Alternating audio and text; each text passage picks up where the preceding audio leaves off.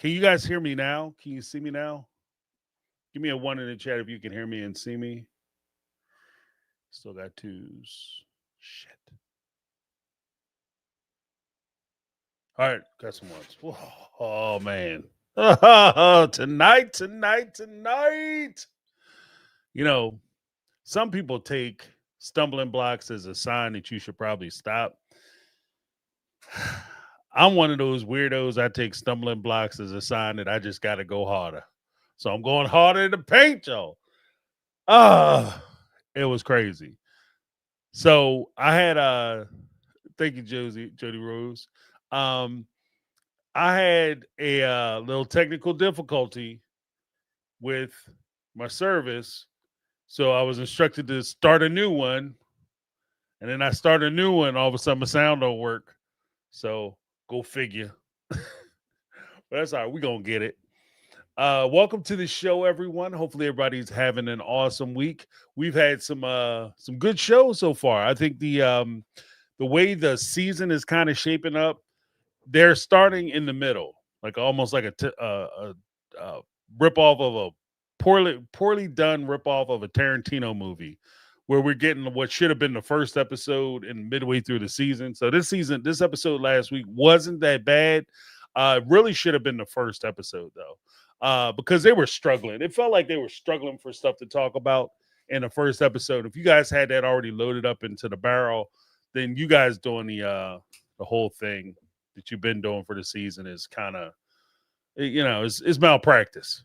It's malpractice because let's be honest. If I ask you right off the rip, what happened in episode 1?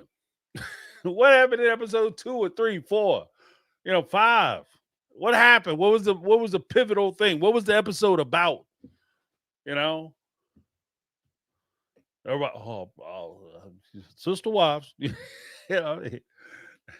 Like we could go back. Well, there's a reason why, as part of sister wife fandom, we can reference certain points, as like important points, like Isabel's surgery or Robin buying the house, like the old time stuff.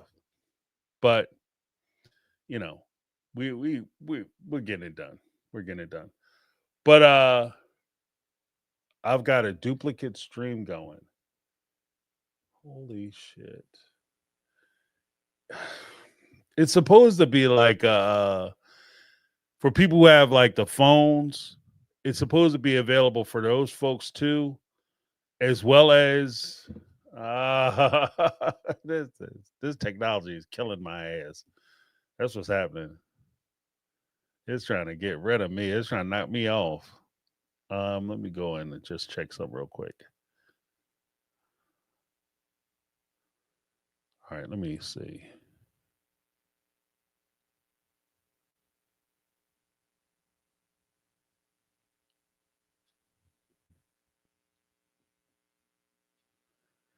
All right. Hopefully that fixed it. If it didn't, I don't know what to do. I'm at that point.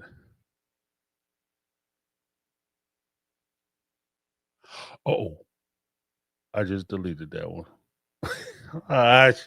Well, we're gonna pop it off. Look at our Twitch. What's going on? Hopefully that's still going. The mobile phone. All right. Yeah, let's get into it because we had quite a few calls tonight. So let's get right into it. Actually, Brittany, ironically enough, we're starting with your phone call. Now, just to be transparent, last week Brittany left some messages, and I think we had a cutoff. Like some of the messages came in after I had started uploading onto the on so that I could play them online, and some of the messages were cut off. So I'm playing her last message from last week first, and then we're going to get into the messages. So for continuity. All right, let's get it. All right, next thing. Both Cody and Christine were equally fighting for the right to piss both me and David off. because Christine really sat up there and tried to convince David, not even just convince David to like hang out with Cody and be all buddy buddy with him, but that Cody is a good man, which flies in the face of literally everything. Not only has David, seen the show, but I don't I don't necessarily think that David has had conversations with every child um about their issues with Cody, but for sure he has heard those conversations. He's heard um the the hurts that all of the kids have regarding Cody. Add to that, you're in the middle of suing Cody for child support.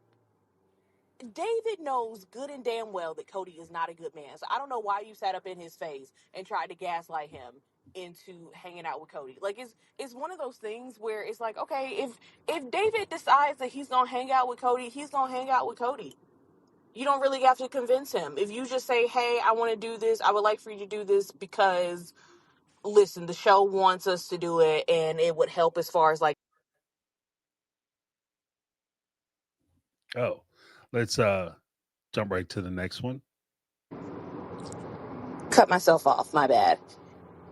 Christine could have come to David and been like, hey, the show wants us to do it. Like they really didn't have to have the conversation about it on camera. Like they could have faked the conversation, but for her to sit up there and try to argue that the reason he should have why he should go hang out with Cody is because Cody is like a good man. It's just like you got you a good one. You got you a good one because if I said something of the same effect to my husband about my ex, like, oh no, he's a good guy, that man would cuss me out. Absolutely. And I would deserve it. I would absolutely deserve it. Because what the fuck are you talking about, Christine? She said my husband cussed my ass out. Well, I mean, I'm gonna keep it all the way a buck. I can only imagine if I said that to my wife. Like it's been a long time since I had another relationship. We've been married for a while, but it would be crazy. Even now. Like, you know what I mean? Years have passed. A lot of years have passed. And for me to go to her and be like, yeah, I just ran into old flame on the wherever at the market or whatever. And I think you guys should get together because you have a lot in common. What do we have in common? You? Is that what we got in common? And why would I want to compare notes with her about you? Like, what are you talking about? Like, I mean, you guys like stuff that, shows and programs and stuff. Y'all watch kind of the same thing. Why would I want to talk to her about it? There's enough people in the world. You don't have to be best friends with your ex's people. That's just crazy talk, you know. And I would never suggest that because, frankly, I don't want to get divorced. Like that's that's what that seems like. That seems like a great way for you to get divorced. So let's go to Brittany's third message. And Cody, I know you fucking lying. I know you didn't sit your bald headed, scallywag looking ass up on my 60-inch TV and sit up there and go that you should have been able to discriminate against David. A year and a half after Truly is already living with this man. Sir, please, I need you to find something safe to do, okay? Because you finna piss me off. Why? This is not your time. You had your chance to have anything to say about David, and you didn't. You didn't want to say anything about David. Why? Because you know that David is a good fucking man, and he was gonna treat your child right. That's why you ain't say shit. Now you want to sit up there and act all big and bad like you should have had a say in it. You shouldn't have had a say. You shouldn't have a say in what kind of tampons Christine picks out for Truly, much less who she has around her child. Because you ain't around. You ain't around. You ain't done shit. You know what? You know what? I need to go pray. Because this man. Oh, Cody, I hope you listening. I hope you listening. And I mean this with my whole chest. Fuck you. Well, apparently Brittany had an opinion about this particular situation. um, I'm gonna keep it all the way above. I think that there is a place if you are a non-custodial parent or a parent in general, and you're no longer with your partner that you share a child with, you have not only a right, but you have a duty to vet the people who are going to be around your children. Right? Full stop. You have a duty to vet those people. But you relinquish a lot of your say when you aren't involved with said children. Like this is all assuming that you're involved with the kids and you're there for the kids and you're vetting these people for the right reason. You're vetting these people not because you're trying to keep your ex-partner single. You're vetting these people because you want to make sure that your child is in a safe environment where not only can they can survive, but they can thrive, where they can live, where they can express themselves. That's what you're testing. You're not trying to block Christine from getting a back blowed out. That's not what this whole exercise is about. It's not about you denying Christine a partner. It's about you checking on your daughter. That's what it's about. That's what I said because it was jacks me up about this whole thing. Is that this is something that I brought up when we first heard about Christine dating David, and the first time they met was after Truly had already moved into David's house. Like she was already staying over David's house. And then you wait till Gwendolyn has her bridal shower, her wedding party or whatever, and you go and you meet David at that point. That tells me two things. One, you weren't really concerned about meeting David because you would have made time to go catch up with his ass before. Like if you look, you getting serious with this guy. I'm not trying to mess nothing up for you. I just want to lay eyes on him. I want him to lay eyes on me so that way he know what the freight train look like. If he mess with it with my child, he knows what the freight train is going to look like that's running his ass over. You understand what I mean? That's why we're meeting. That's why, because we need to come to an understanding that I'm going to be around. I'm around. I'm going to be around. I'm going to stay around. I don't, you do you with her, whatever y'all doing, that's your business. But when it come to this one right here, this is me. This is me all day, Playboy, all day, all day. And so what you're not going to do, you're not going to come in and start mistreating this one for whatever reason. So, you and her mama do what you do, boo boo.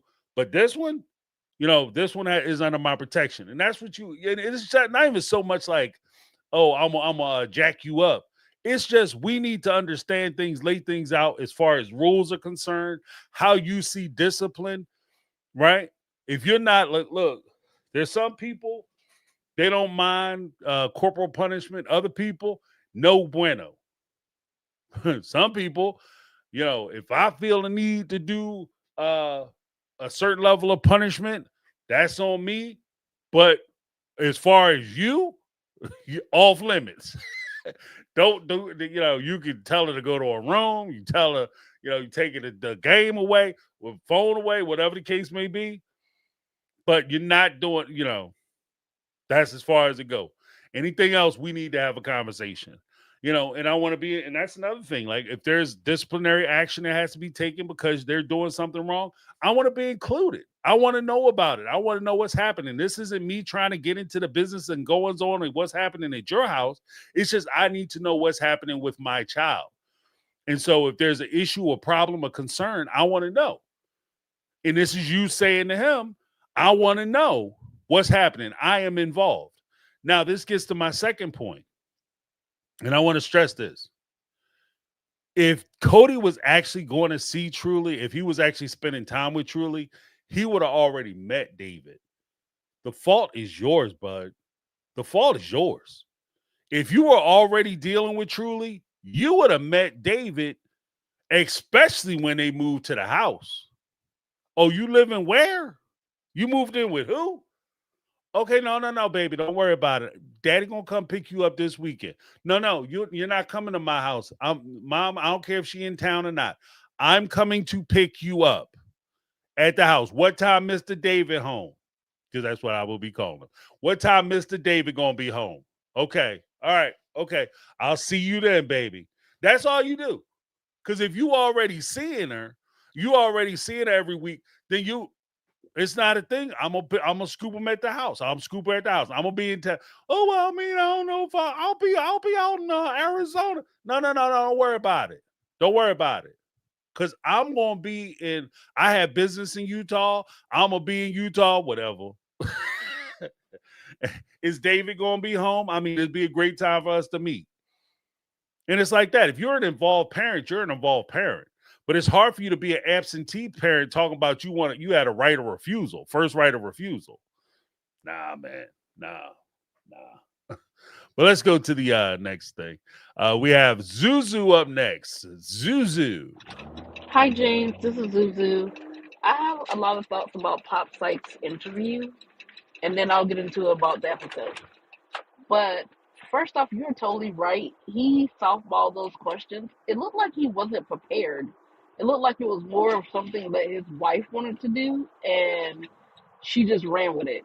And instead of asking the hard hitting questions, she like basically did kind of like Suki does and gave the "oh, I'm such a fangirl" type of questions. Like, I appreciate her asking about Mary and stuff, but they still didn't answer the questions because there is no way you don't talk to someone just because, oh, they were mean to me when I was a baby. When I was a kid, they were mean to me. No. I mean, my parents were mean to me all the time. My parents beat the hell out of us. But come on now. You mean to tell me that you don't talk to her because she sent you to bed without eating? That was a choice for a lot of us kids. Also, next thing I hated that he did was he kind of dismissed her when she was talking about Robin. Like when she was trying to explain why she has the feelings about Robin she has, he dismissed her like it didn't matter. So that right there to me is a problem. But what are your thoughts about that? Well, here's my thing. I'll give a general thought because I want to do a separate segment on that interview. But here's my initial thoughts. I think that if you have an opportunity to speak to people whom, like, the whole reason why people are interested in these conversations is because they want to hear information. And if you have access to these people and you can ask these questions, and it's not a matter of, speculation on your part, where you're sitting there, you're watching the show and you're trying to decipher what's happening, but you actually have the source where you can inquire to them directly what's going on. I think it behooves you to go ahead and ask those questions. Ask those hard questions. And I'm gonna see. I gotta be careful what I give away because I think Linda's might be right. Um, I'm going to do something that is probably going to be a little bit upsetting to some people, but it is going to make sense when it comes out. You'll see what I'm talking about. I'll give that teaser. Teaser! You've just been teased. Okay.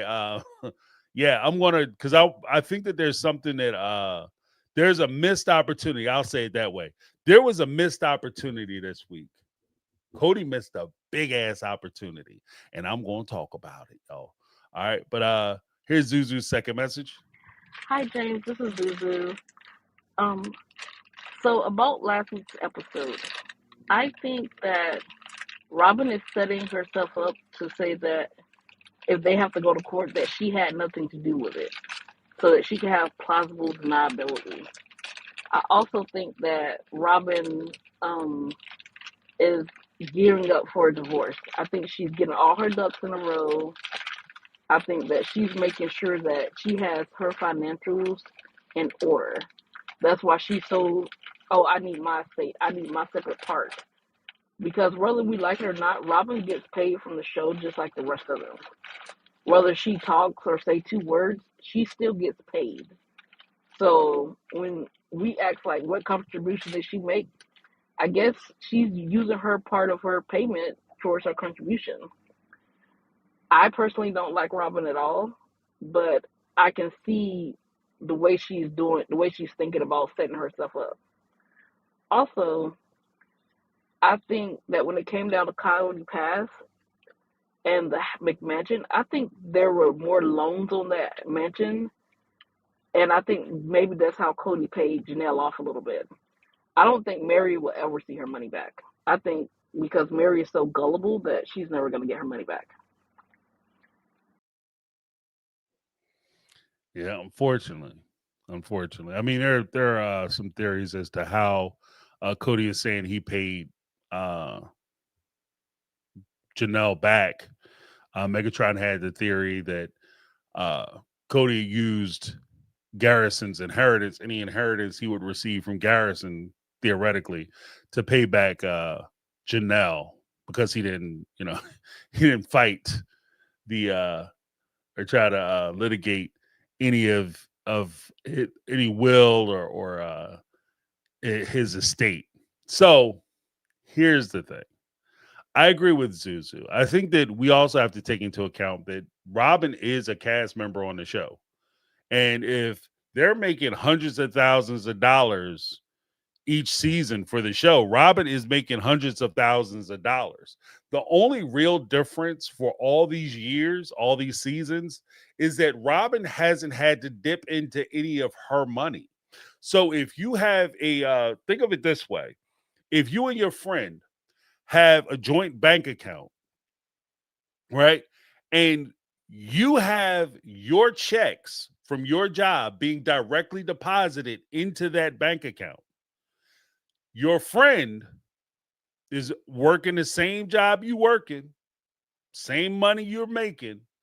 Only difference is they put a portion of their money, their checking account, their bank, their check into that joint bank account. The other 80% of their check goes into a separate bank account. But when it's time for them to pay bills, time for them to insurance, rent, clothes, things of that nature is coming out of that joint account, then she's able to save that. Your friend is able to save that 80%. And when everything shakes out and you say, you know what, why is this joint bank account always empty? My whole check goes into it. I always turn up with nothing. It doesn't make any sense.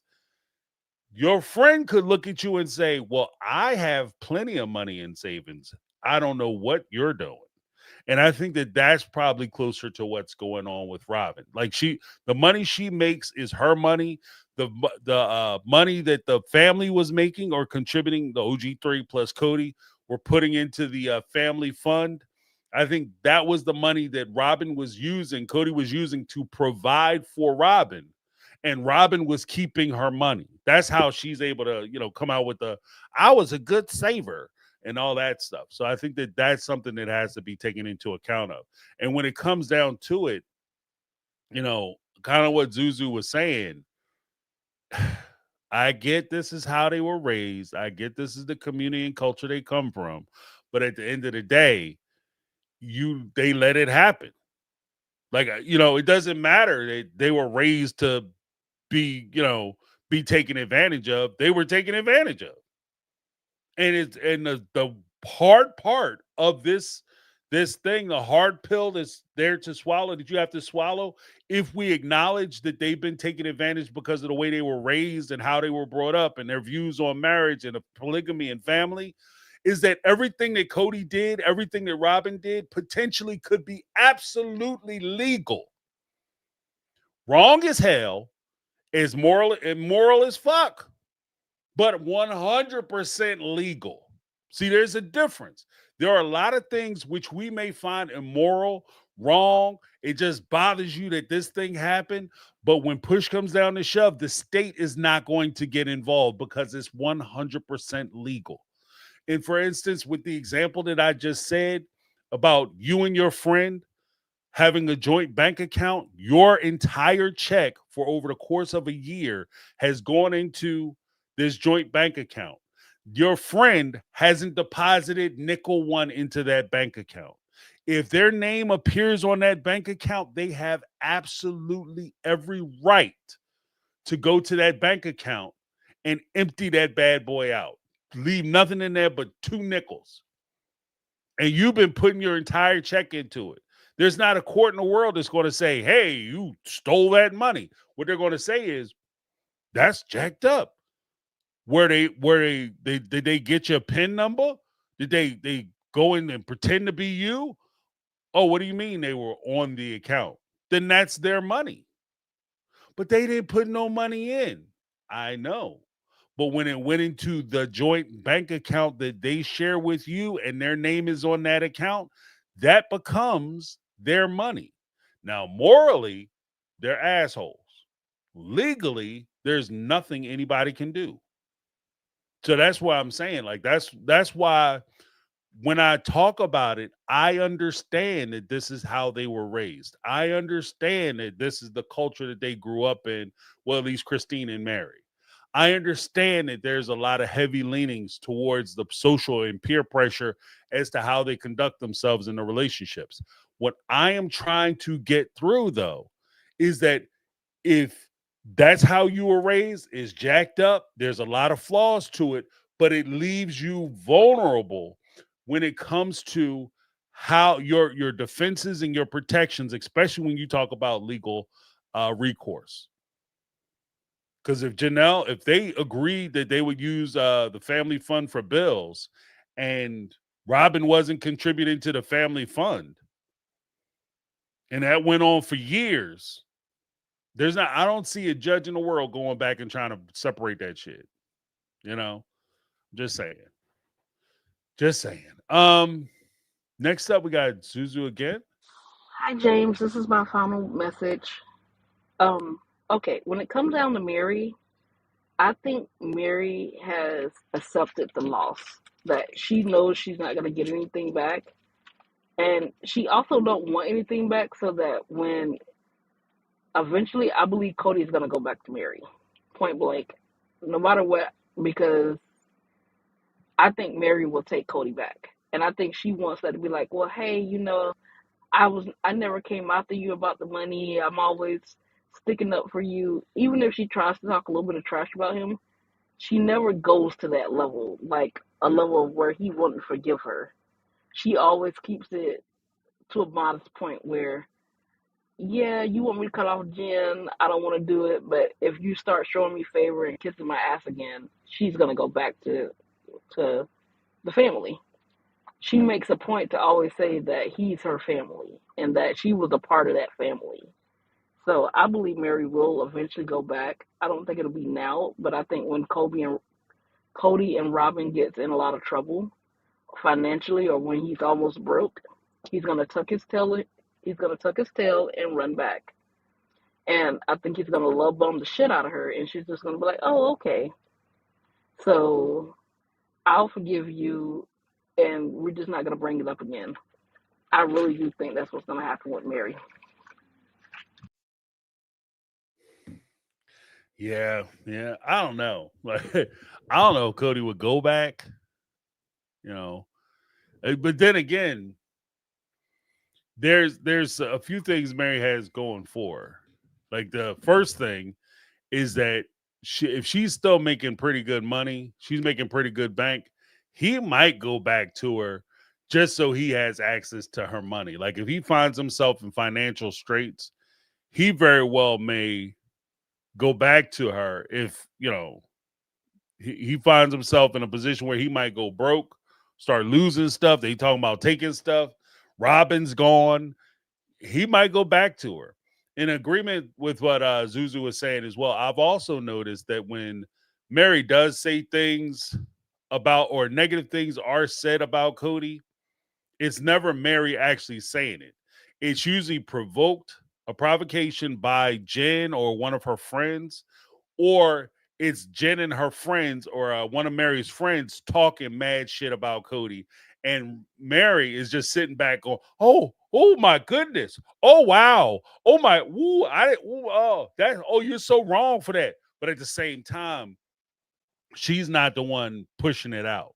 She's not the one saying it. She's playing it off like that's them, because that gives her the deniability to be able to say that the other person is talking about this talking about you. It wasn't me. If you watch the tape, I never said nothing. I was just laughing. I mean, these are my friends. I was embarrassed. I was wishing they would stop talking about you and saying that stuff. But I was so embarrassed when they said it. Like, it gives you that back door. And I do see that. And I think that's what people are picking up when they say that uh they could see uh people going back to Mary, or Mary going back to Cody. That's what I think they're kind of focused on. But let's listen to Zuzu. This is our last message. Hey James, sorry about that. Back to my fourth take. So when it comes down to Mary, I think that she is holding out hope for Cody. I think that she wants him back, and deep down inside, she hasn't let go of the marriage. You could tell just by her interactions with her friends. Like when the lady painted the picture of Cody, like her facial expression said it all. Also, you could tell like when she's discussing the marriage or like the past, she gets this look on her face like she still wants it, but just don't know how to get it back. Also, if you ever listen to how she talks about Cody, she doesn't go into being really rude with him or really mean with him. I think that's why she's like not pushing for her money back or anything because she would want that so that when Cody comes back, she could be like, "Hey, I I didn't push for anything. I didn't say anything really rude about you. I was being loyal to you still."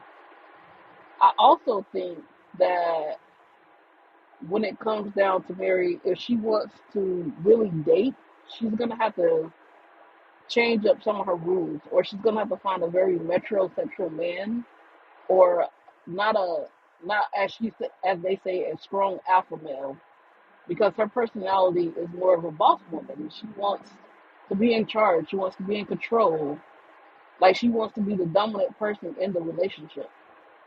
She's she's not gonna settle for a man that is gonna be dominating over her.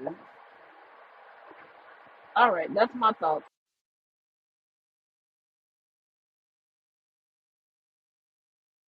Mary and her dating, like, see, I'm a little torn because she says that she wants somebody who's going to be an alpha male and this, that, and other.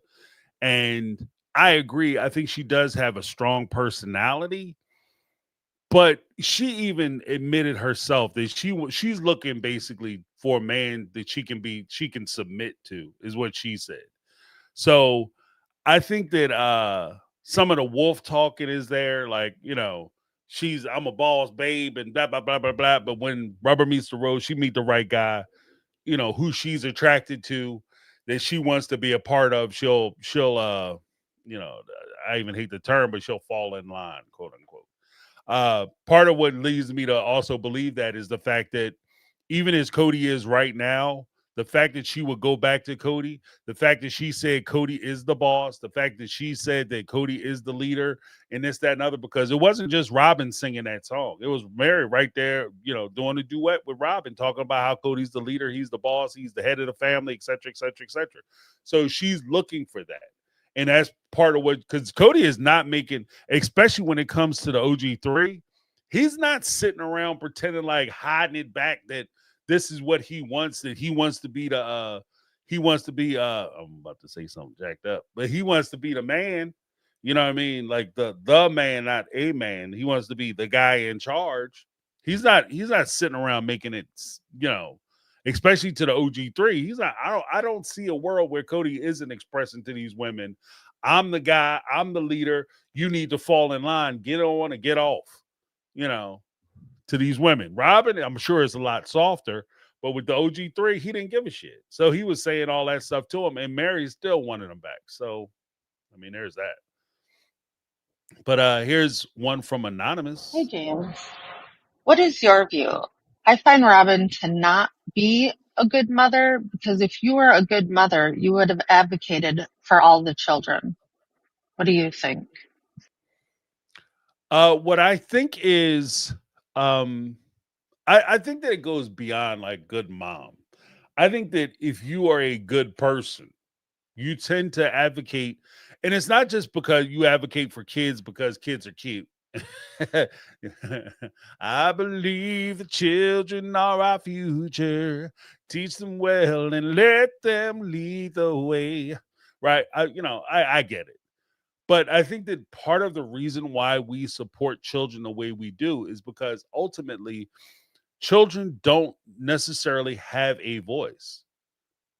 We defend children because they require our assistance. Because how often is it that, like, and I'm gonna be blunt about it, like it's between children and the elderly. Like the younger you are, or the older you are in our society, the less your voice matters. You know, and it's crazy. Like you have people who have wisdom, years of lived experience and wisdom that go widely ignored just because they hit a certain number. Or maybe they don't speak as quickly or as sharp as they used to when they were younger. But all of a sudden now their opinion doesn't matter. So when you encounter that as a decent person, you want to uplift people who are in need. And when it comes to Robin's lack of defense, lack of concern, lack of compassion, and lack of consideration for the children, it's not just because they're kids and that makes her a bad. I mean, whether she's a good mother or not, that is a good question. But you could expand it to that. But I'm looking at just a core foundational. Are you a good person? And if you can watch a child suffer, and if you can knowingly participate in that suffering because you're benefiting from said suffering, I get a benefit. I get to have an extra this or extra that or a nicer this or a nicer that. It's not even something that I'm being deprived of. I want the top tier name brand, you know, uh top of the line car, clothes, jewelry, house, whatever. And I'm watching these kids starve and I won't even say starve to death. And to be more direct, they're suffering from food insecurities. They don't know where their next meal is coming from. And I'm sitting there, not only am I eating well, but I'm living in a big old house that's being paid for by funds that should be going to them to make sure that they can reach that security and have that security in their food, their diet, their security and knowing where they're living and where they're staying and all that. I'm benefiting from that, and I'm okay with that. That begs the question: what kind of person are you? And I think that that's also one of the things that a lot of people struggle when they hear Robin's story. And this is one of the things where it's hard for her to turn that corner because she could be the best mom in the world to her kids. But if you being a good mom to your kids mean that you're dragging other kids down into the dirt, then you're a horrible person. And I think that that's kind of where I'll leave that. But let me give a shout out to Tracy's Fractured History with the Tracy's Fractured History and more with a $1.99 super sticker. Thank you so much. Let me give you a little something, something. Let me get to my something, somethings because it's all mixed up.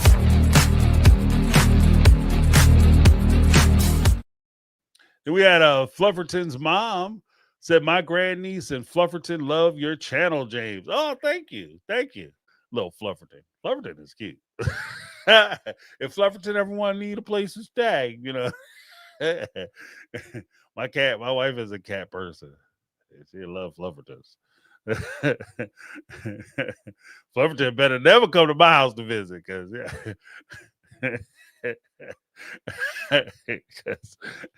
wife will not let that cat go. That's a good looking cat. Uh, but tell your grandniece I said hello. Hello, grandniece. How are you? Hopefully life is going well. That's awesome. Oh man. Um, but yeah, I just think that as an adult, because that's one of the things that we had talked about before with the sign on the wall for Robin, like the sign on the refrigerator.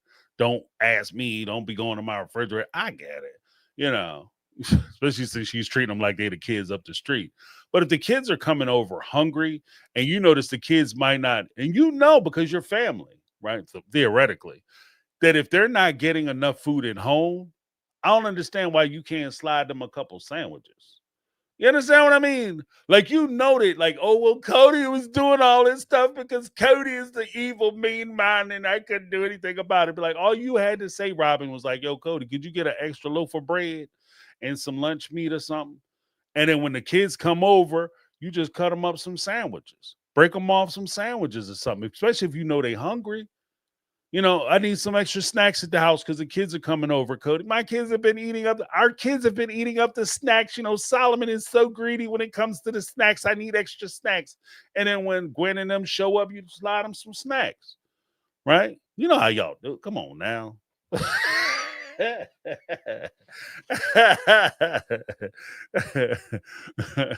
Every woman I think I've ever known in my adult life has had like a little squirrel away. Like, you know what I mean? They know how to squirrel something away. Like the fellas are spending to the nickels. They'll spend that thing to the they'll hit them check banking accounts and back machines, the most machines, whatever, till them bad boys hit back. The ladies, they know how to squirrel away. They got some grocery money, up, got the change, squirrel it away. So you tell me Robin couldn't squirrel something away for them kids when they came over the house, they hungry? Like I said, it's just what you working with. But that's another thing. Like who has people at their house don't offer them something to eat or something to drink? You weirdos. Like who raised you? Who raised you? Like you have people at your house, hey, if I don't have anything in the house, like would you like some water? I mean, we paid it, we give you some tap water or something. Like, you offer some kind of refreshments.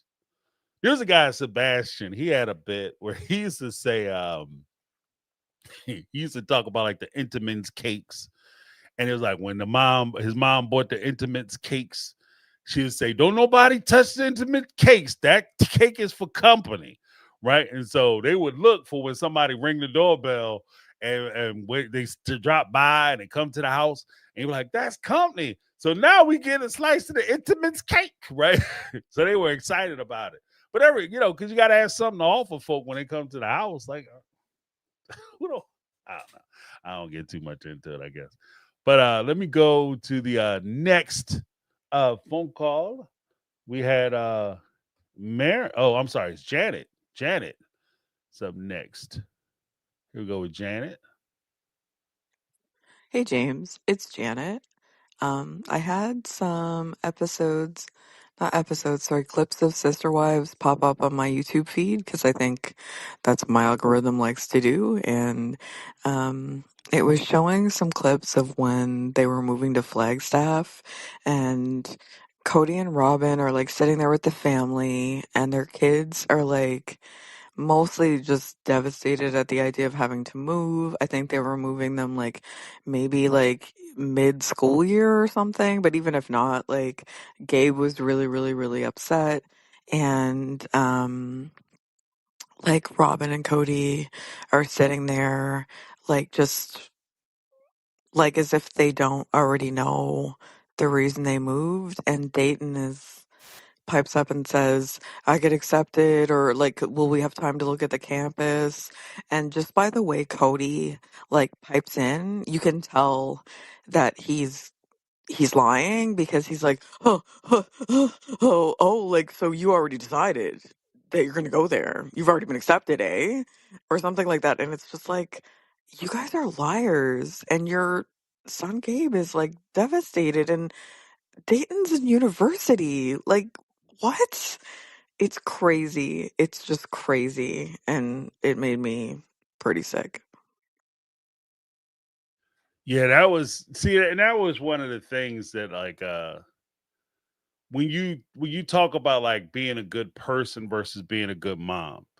And Robin's position is is that Dayton was going off to college, and she wanted to be close by to support him because he's on the spectrum, and she wanted to be close to him when he went away to college. But she did that at the expense of every other child in the family. And I think that that's the one thing that, you could say that's kind of where I'd say being a good person versus being a good mom. She advocated for her son and for her family, and to a degree that makes you a good mom. That you're advocating for your son. What you want to make sure that he's able to transition easier. What makes you a suspect person is the fact that you did that. You uplifted your child over the carcasses and bones of other children. Your child has been accepted into uh Arizona. Cool. If you want to get an apartment or something, like, or you want to go out there and visit him when he goes away to school, that would be an opportunity for you to have that conversation, or have that conversation with the other family members. But the way they went about it, which is what makes it so disgusting. The way they went about it was Dayton, because I went to college. Okay. Like, you don't just put in an application on Friday and on Monday you get, hey, welcome to college. That's not you submit to schools. You, in most cases, you don't just say, I want to go to this school or that school, especially if you're the Brown family. You go visit these schools. So he went to visit the school, and then he put in the application for the school, and he was waiting for the application to come back for the school to let him know whether he's been accepted or not. You can't tell me I refuse to believe that they were planning to go to Arizona. And there was a possibility, because he had also been accepted to UNLV, to my understanding, on a full ride. He had a full ride to UNLV. So you're telling me that they put an application to go to Arizona, and before he knew about his acceptance to Arizona, especially understanding Robin's position, and she wants to be there with her son to support him, that they decided they were going to move the entire family to Arizona before they heard back from Arizona? What if he didn't get in? What if he didn't get in and he had to go to UNLV? So you telling me that Robin would have been okay with living in Arizona while her son is by himself in UNLV? Or maybe I think at the time, like Logan, he worked there. Either he was a student there or he was working there. So he necessarily wouldn't have been alone. And if you are that concerned about your child receiving support, why not send him to a school where his brothers and sisters are going? Like, these are the things that are also inconsistent.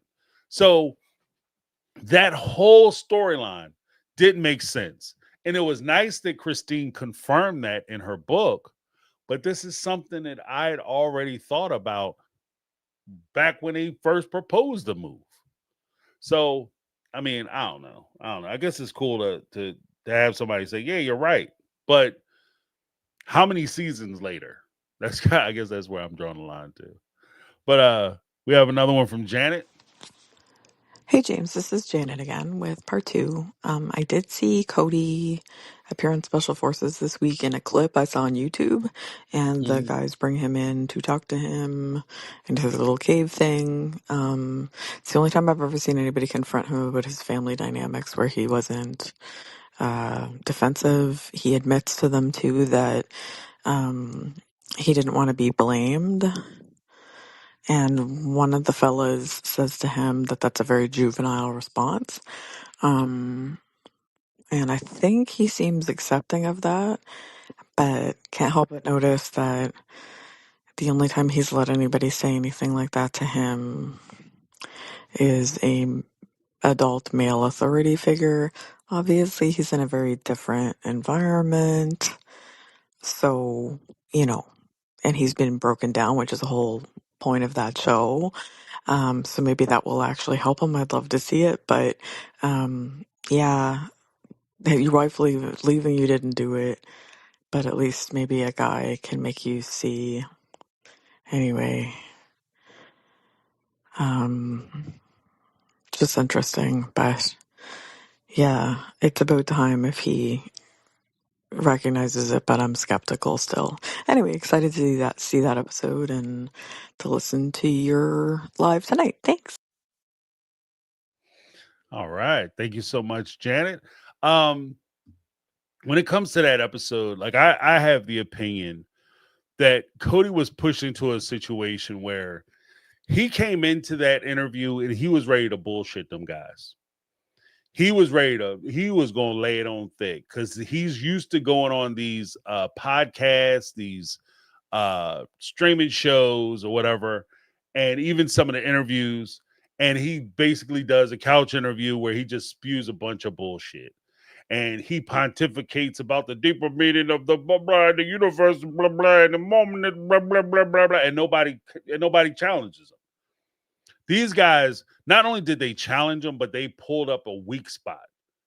And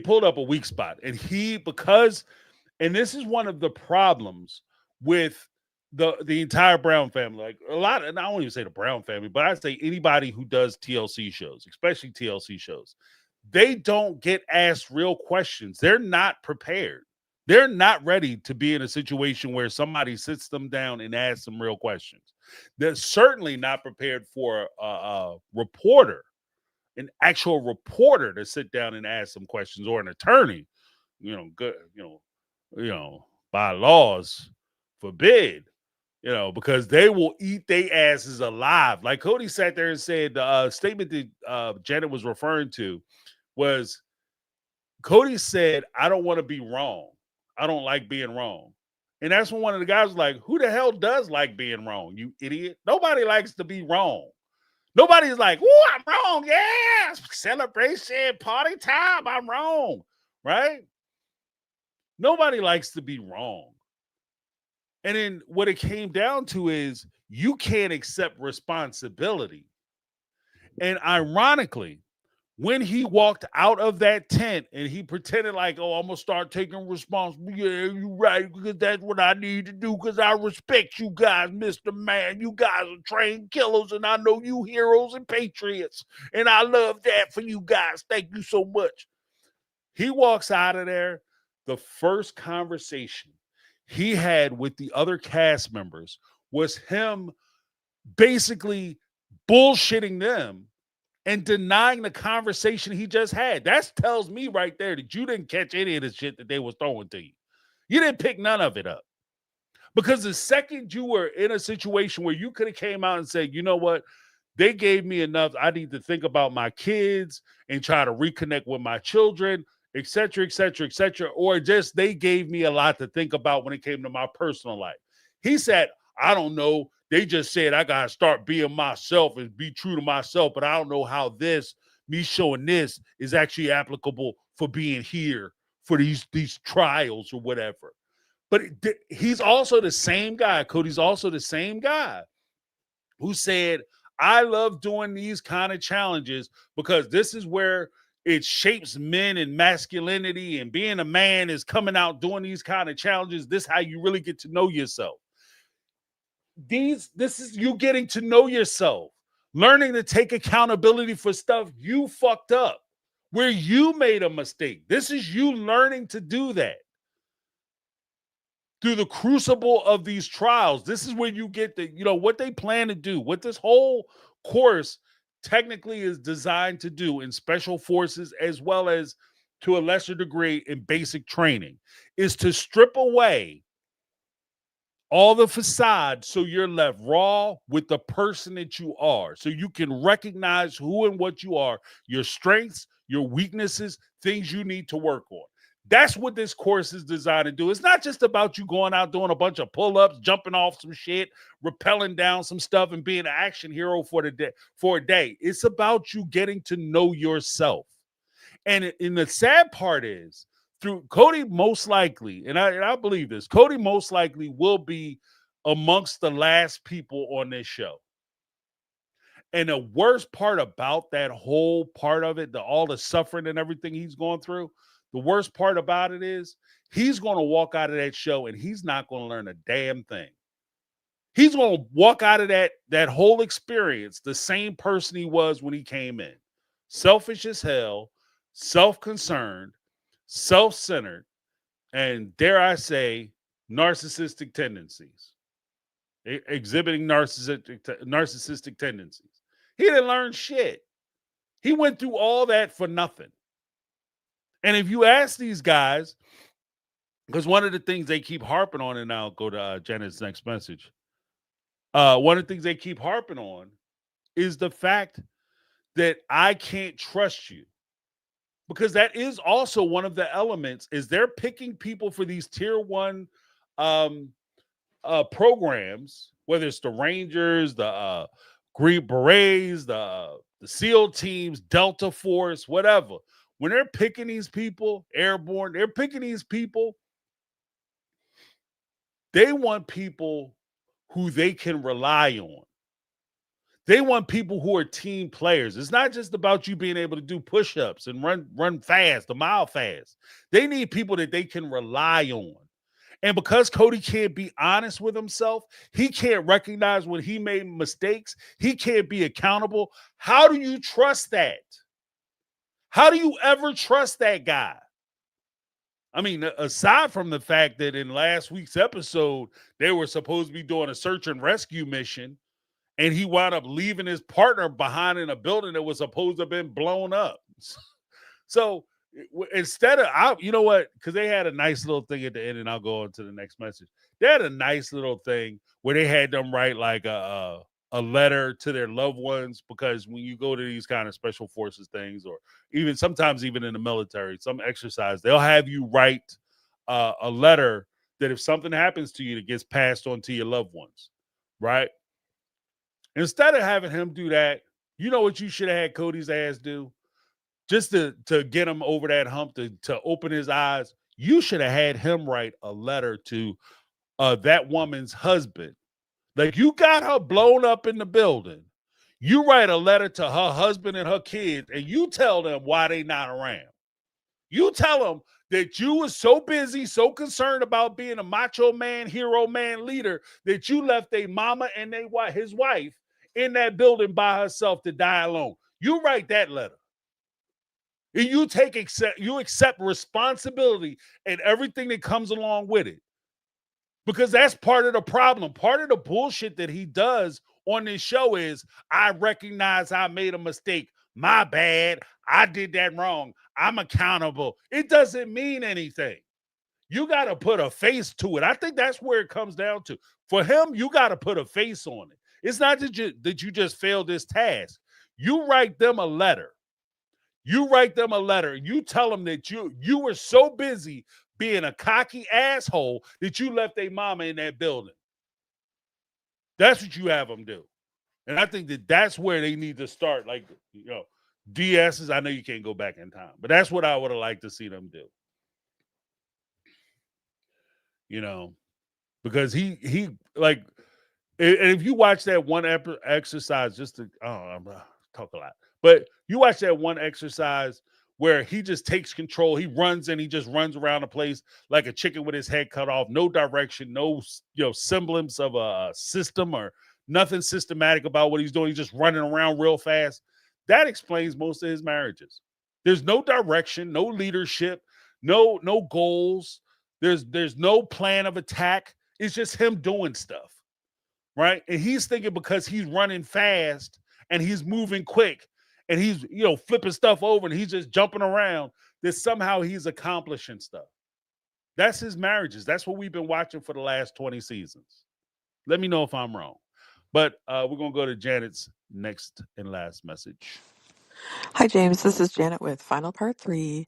I was just thinking of another part of the Special Forces clip that I saw that made me kind of skeptical of if Cody's actually being genuine when they're trying to basically like break down what's actually going on with him. And the guys in the room ask him, or no, not the guys in the room, the other people I think he's in like the big room with, that they stay in the big cot, like the big room with the cots. It's like, did you grow up in polygamy? And he's like, yes, I did. My dad was a polygamist. And I don't know. That's not accurate. I feel like it's a lie of omission because, yeah, his dad became a polygamist, but not until he was in his 20s. So I feel like he's still looking for validity or excuses. I don't know. Just seems strange to me that like he wouldn't give more details there, but yeah, I can't remember if it was the instructors or for his other people who were participating with him, but just shows he's kind of only giving half the story. No, I think that that's about accurate. I think that's accurate. I think he's only given half the story because at the end of the day, how do you come out and say that this is something I decided to do? He doesn't want to take accountability or responsibility for making that choice or that decision to engage in polygamy. And he doesn't want to be viewed as something that they may not accept or like. So like the whole time during Sister Wives, we heard him talk all the time about uh being the Mr. Big Brave man, about you guys need to accept me and my life choices and let me be me and all this other. But what we haven't seen is Cody actually encounter somebody who challenges that point. And this is all of them. Like somebody who challenges that point. Is polygamy okay? Yes, it is. It's great. It's wonderful for the family. It's amazing. It does wonders for the women. Okay, let's talk about it. Let's challenge those points. Right? He hasn't had that. And I think that what he's afraid of is that he might have to sit down and actually answer a question. So he gives very fluffy, friendly answers. Oh yeah, I grew up in polygamy. My dad had polygamous. I grew up in a church that was basically polygamy was like the secret side door of the religion. Talk about the Mormon faith, and I'm sure the Mormons were excited about hearing that shit, because they abhor their connection to, like most people, especially the LDS, they abhor any connection that people try to give them to the other polygamous sects of Mormonism, like the AUB or the FLDS. They can't stand that shit. They get angry if you talk to an LDS person and you say you one of them polygamists, you a Mormon, you a polygamist, they will lose their shit. Okay, but Cody tries to say that their religions are very similar, and being a Mormon gave him a backdoor into polygamy. And then, like Janet said, he kind of muddies the water a little bit by saying that his parents were polygamous, which was true, but you didn't grow up in that shit. That's a lie because you didn't tell the whole truth. You didn't put it in context. So I agree with that. Thank you so much, Janet. Then we're going to go on to Mary. Hey, James. Just listening to Notes to Self 444 today. I just don't understand Robin at all. She's speaking out of both sides of her mouth again. And hopefully you can pick up what I'm putting down here. So just make some sense of this. Robin comes in. She sees that McKelty's being harmed in some way. So she has to come in, and McKelty is her caregiver at 13. Yet Robin is counseled by these leaders. And the current prophet has done physical to his children. Mel has said it today, even that's what he did on a weekly basis, basically. And now she wants to go back to this church that she knows full well that they encourage this, or it's not frowned upon in their church or anything like that. So this makes zero sense. Why would she want to get with a church or be in a church that encourages this kind of physical harm to children when she was trying to save one or save this family? So, and then second point is, if this church was encouraging this, then what Mary did, there was absolutely nothing wrong with it. So why are these children saying anything when the church that these 5 adults came from said that all of this was okay? Well, anyway, James, you can make sense of what I'm trying to say, please. Thank you. Yeah, I think that there's a couple points. The first point is it's being a part of a group or organization that is doing the wrong thing. Depending on who you are and your character, the depth of your character, your personal character, some people will not be a part of a negative group. If they find out that their group is doing something that's morally reprehensible or something that they disagree with, I'm out. That's it. There are other people who make rationalizations and justifications as to why they can stay a part of that group. Well, yeah, they might be doing that, but they're not doing it to me, or I wouldn't allow that to happen to my kids. So it's not really that big a deal. I just have to protect my kids. And it's all about you and what happened to you and what you can get out of it. So I think that there might be a possibility she's taking more of that approach. As far as saving Peyton, right? Or saving the kids from Mary. Here's a weird thing. It might be a good thing that Robin came in. Maybe she felt, she found it in her heart, be like, you're mistreating these children and I cannot stand for it. Maybe that's what happened. But there's also a possibility, if you're really skeptical of Robin, right, and her character, there's also a possibility that was her way of aligning herself with the children. She's recruiting, support. So you come in and, it's not that you really care what's happening to them. You just do them the solid of stopping whatever's happening to them.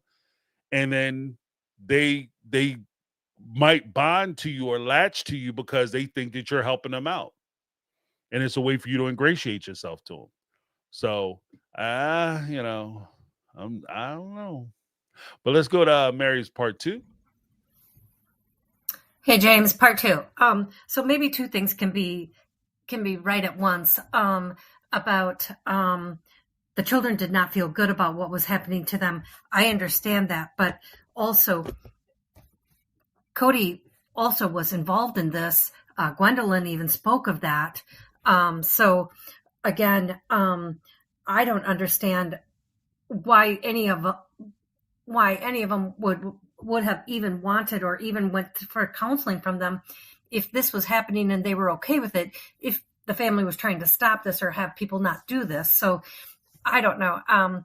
It doesn't make any sense to me at all.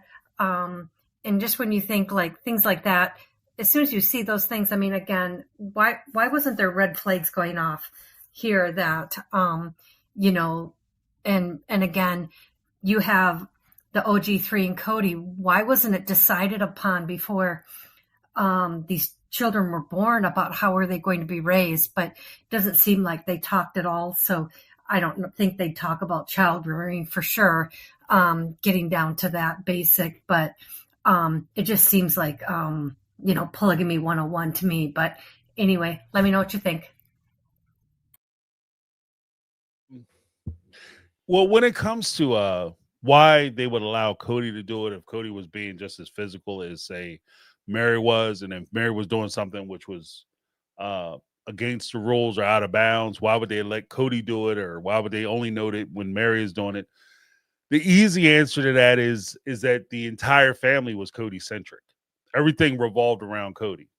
So you had women who were, plans and stuff with their kids, and they would stop those plans if they found out Cody was coming by the house. If they had if there was a tradition that they watched a show with the family, and at Christine's house, Christine maybe made some popcorn and they were all watching like Lost or whatever TV show was on, and that was what they did on that night. And Cody said, I'm coming over tonight. All that got dropped off and everything got pushed aside because Cody's coming over and he's going to spend the night. So if they were willing to do that, it's not a stretch for me to think that they might overlook some of the other things that he's doing.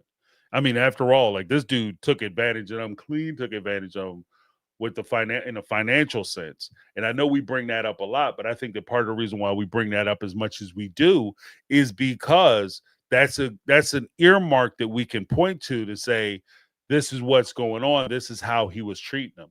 Like, men lie, women lie, numbers don't lie. So you can talk all day about like, well, my feelings was, but I mean, that bank account is the bank account and that balance is the balance. So I think that that's there. But let's listen to Mary's part 3. Hey, James, this is Mary. Hey, want to pick your brain. What do you think is going on with Cody with not being able to remember directions? He said it on Special Forces. If he's giving 5 tasks, he can barely remember 2 or 3. If he's given even more, he can barely remember half. Now we've seen this with dance lessons, telling him to go easy. He can't even be told, more than 2 things, and he can't remember it, and he had to write it down. So I'm wondering if there's something really major going on here that we just don't know about. This doesn't make any sense for a male his age. I don't know if it's long-term steroid use. Maybe he's taken so many high doses. Again, it doesn't look like this is acting. I think he truly can't remember, especially on Special Forces. So this is a 2025 thing. I have no idea what's going on. I don't know if this is just a subset of long-term steroid use, or this is his way of not having to do anything, or because he can't, use an excuse, I can't follow a direction. Something strange is going on here. Well, let me know. Tell me what you think. Thanks. Bye. Well, my initial thought is that it might not be from enhancements. Well, I'll say it that way. But it very well could be just the general thing, the general practice of not knowing how to listen, right?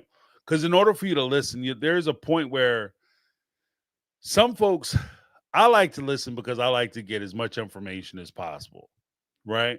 I have a natural curiosity. So I listen to people just because I'm curious what they're going to say, what their opinions are, because I recognize that their opinion is going to be different from mine, and there's a value in that. Even with somebody being wrong, like there's something valuable in their perspective.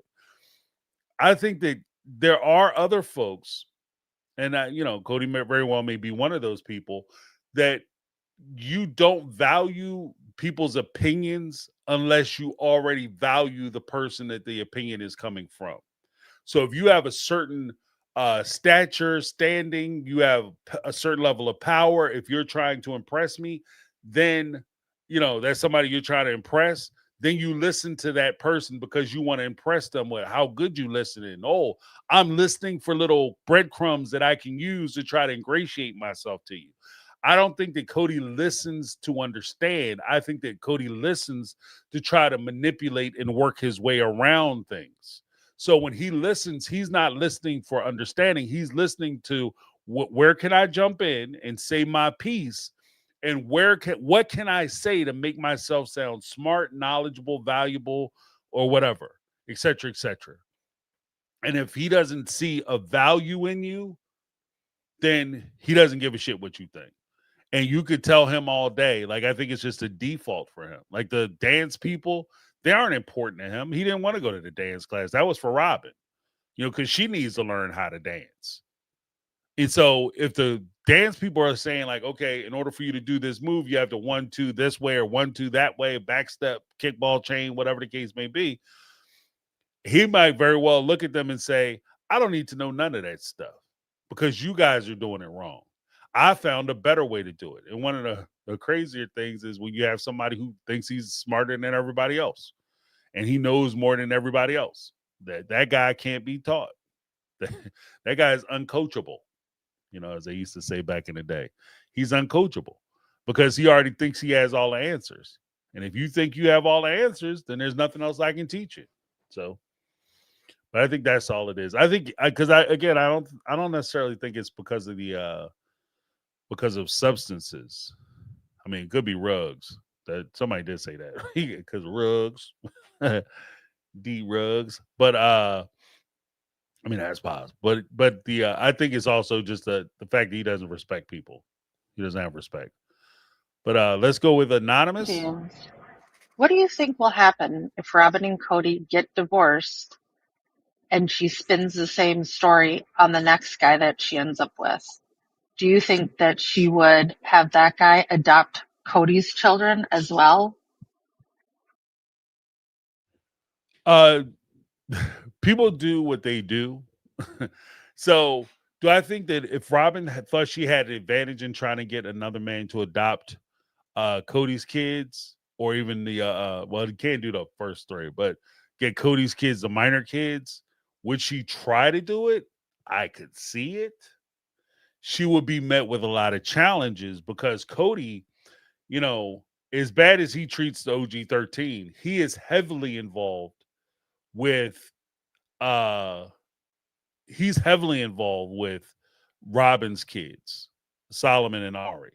So it'd be very difficult for a court to step in and say, we're just gonna take your rights away, to the point where you'll be able to adopt those kids out to somebody else. Like he might not.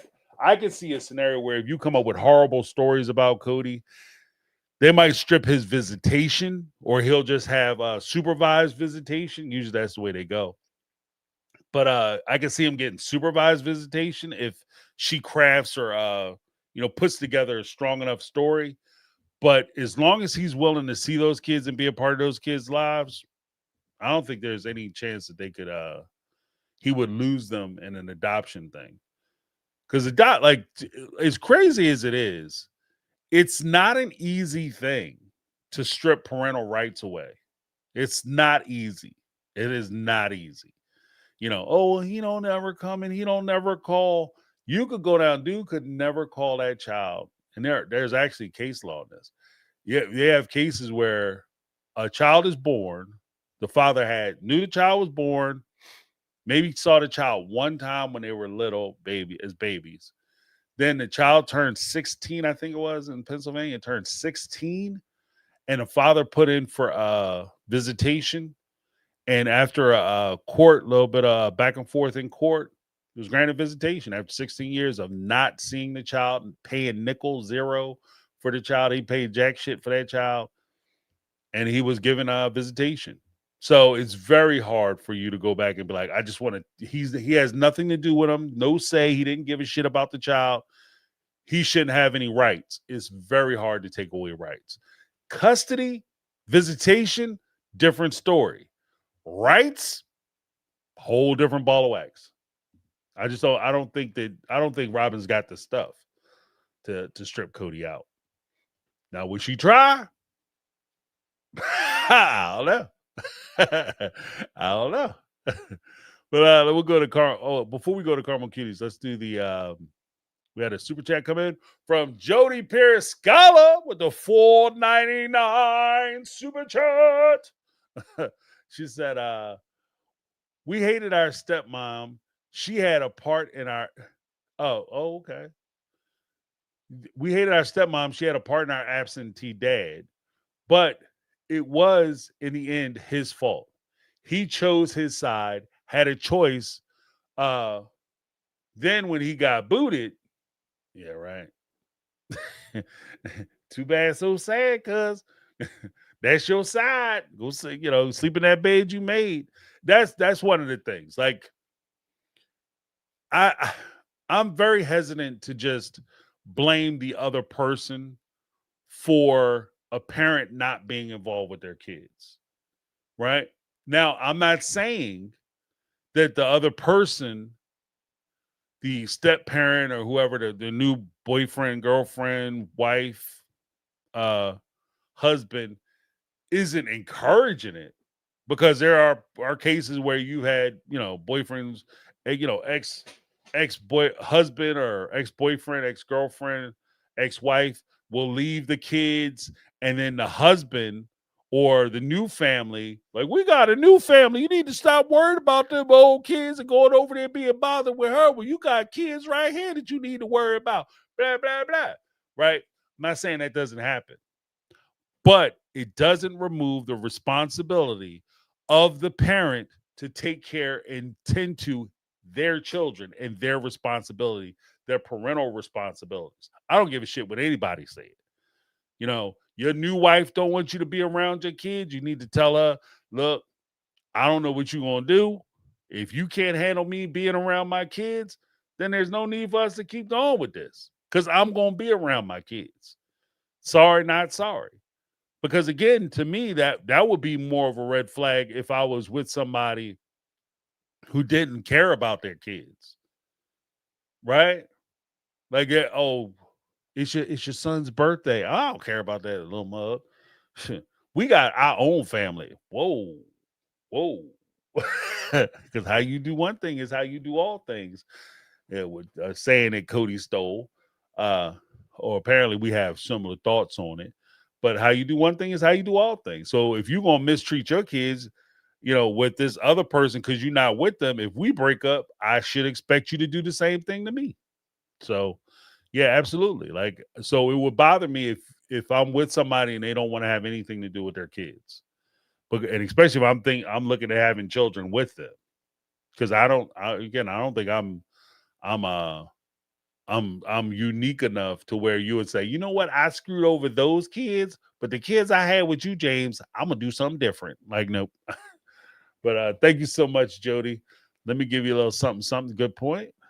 You a little something.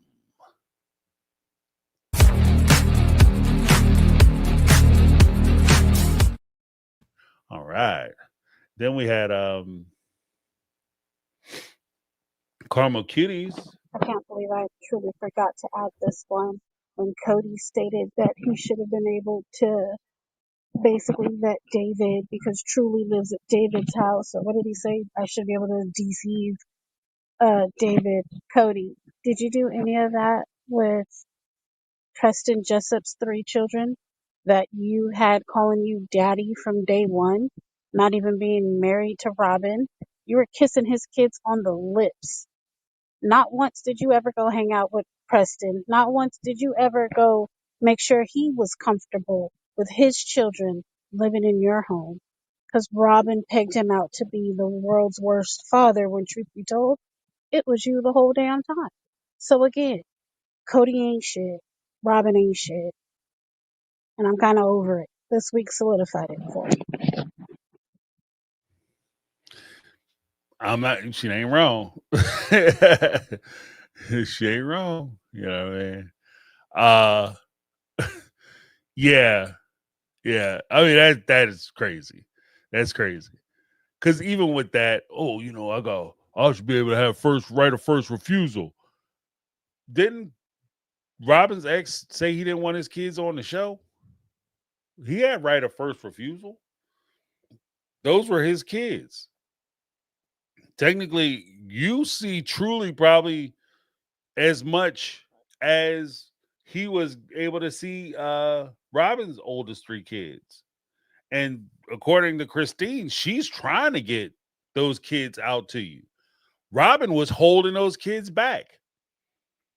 She held those kids back until she could finagle him into signing over his rights. Then all of a sudden, the kids were available and the kids went out for 2 weeks, which made no sense to me because if I go as far as to strip somebody of their parental rights, the last thing I'm doing is sending my kids to their house for 2 damn weeks unsupervised. If you can't be a parent to the kids to the point where I have to take your rights away, then I dare I say it, you may never be in a room by yourself with my children. Ever. So, I mean, that just showed me what they was working with. But I agree. Like, the standards that you set are kind of like, especially when it comes to Cody, a lot of it is just rules for thee, none for me. So I'm not surprised by it, but I got hats off to Caramel Cuties for pointing out the hypocrisy of that position. Next up, we got Linda. James, you got to watch Special Forces tonight. The instructors interview Cody. I saw part of it from another content creator, but she just talks too much and they kind of read him. So I am dying to see the whole thing. It's like, I don't know, 9 or 10 o'clock can't come quick enough. And I think I posted on your Facebook where all the Special Forces people that live in Nashville got together and they had a Cody Trash-a-thon. And they all said it. Sean, who was the gymnast, he didn't eat for 4 days. Didn't eat. I thought he may have gotten a special diet. Didn't eat. I spent 14 days in Morocco. Okay. Let me tell you, between the heat and the altitude, you have to eat and you definitely have to drink. So I don't know what he did. He is definitely on something. But he gets read to filth by the instructors, and I cannot freaking wait. All right. Actually, I reviewed some of that. I'm gonna have a video. I just clipped it up today, so I'll be talking about that more poignantly in that video. But thank you, Linda. Yeah. I mean, it was my pleasure watching them sit there and squirm, But it also hit me too as I was watching it that Cody wasn't taking none of that shit serious, not as serious as he should have took it. Like he didn't. He said some of the right stuff. He tried to have the right emotions, but you could see that a lot of that stuff went right over his head. Like it just went in one ear, right out the other. So, the guys, they did their part.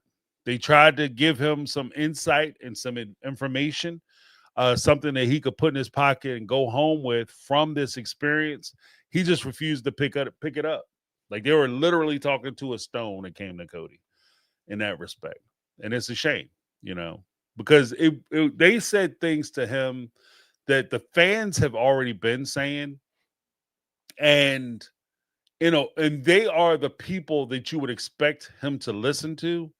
And to me, that only reinforces the notion that it doesn't matter. Like, because I know we've always kind of kicked around the idea that if it was a man saying it to him, he might actually hear them. But this is an example of it doesn't matter because Cody is the person that he is, and it doesn't matter who he's talking to. To these men's faces, yeah, he was Mr. All Ears. He wasn't talking back. He was, sitting there crying and sobbing and, and they chumped him up. Oh, I'm wiping my eyes. You guys are terrible, right? But then as soon as he got up and he left in the clear, when he was off to himself, back to talking shit. Back to talking shit. Debo show up, you don't say nothing. Yeah, but when he leave, I talk again. Like that's basically what Cody did. Shout out to the Friday folks. But yeah, he played it. He played it. Oh, I'm a tough guy. I'm gonna say some wild shit. I ain't scared. And then as soon as they said something to him, then all of a sudden it's and they go outside. Yeah, I mean them guys, man, they silly, man. I don't know what they talking about. They tripping. So, but next up we got Ann. Hi, James. It's Anne. I was watching. This is related to both Sister Wives and also to Cody's time on Fake Special Forces. He did his interview this last week, and his interview was. He got a lot of crap about how he's kind of a failure as a father. I don't think kind of is really even remotely placed there properly, but whatever. But I was listening to it, and he went immediately from kind of doing a mea culpa to doing the letter to your loved ones. And his letter said, "My beloved Robin, make sure you hug our children." Or my children. I think he did say my children. But the truth is, she doesn't hug any of the children. She shoos them all away. That really shows that he has zero ability to process. And we saw that too in this week's episode with Robin. He doesn't process any of the feelings that he has. He completely divests himself of those thoughts and feelings the second the conversation is over and moves back into his actual natural space, which is completely self-centered. That was just my observation this week and probably matches. All right, Ann, thank you so much. The one thing I will add to what Ann said is that because she mentioned that Cody will feel the thing that he feels first and foremost. I think that there's the point where we recognize Cody feels the way he does because he's put in that situation.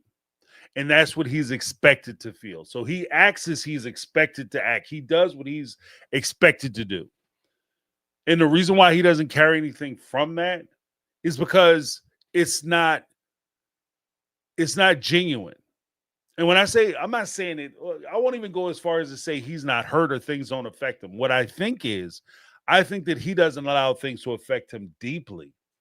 And he doesn't want to recognize the pain that he's in, because if you recognize the pain that you're in, you recognize that icky feelings feel icky. They feel icky. They're uncomfortable, and you don't want to feel uncomfortable. So what do? You just ignore them. You walk past them, because it takes a certain level of courage for you to feel that pain, for you to go through that uncomfortableness, that uneasiness of living with those emotions. So the easiest thing you can do, the coward's way out, is for you to ignore that pain even exists. Let me move this trash again. That's crazy. But you just ignore that pain exists. And because you ignore it, it doesn't make a difference. It's not a thing now, right? You just, oh, I'm fine. I'm fine. Because for you to not be fine takes a level of courage, for you to recognize that you're in this pain, that you have to deal with this, and you have to feel this uncomfortableness, this hurt that you have to deal with. So what he does is he just doesn't deal with the hurt, because I think he's afraid, and and again, that contradicts like the masculine, manly man bravado that he tries to put forward. That's where I'm at with it. But next up, we got Andrea. Hi, James. I love your channel. I'm not reinventing the wheel here, but one thing that just popped into my head earlier this week watching some of your videos is that everybody talks about how Robin wanted the new house. Robin wanted a bigger house. They went from $1 million house to a $2 million house.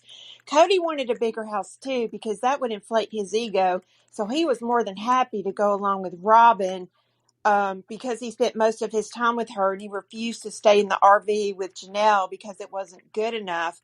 And going back to earlier seasons and episodes, were they broke or not?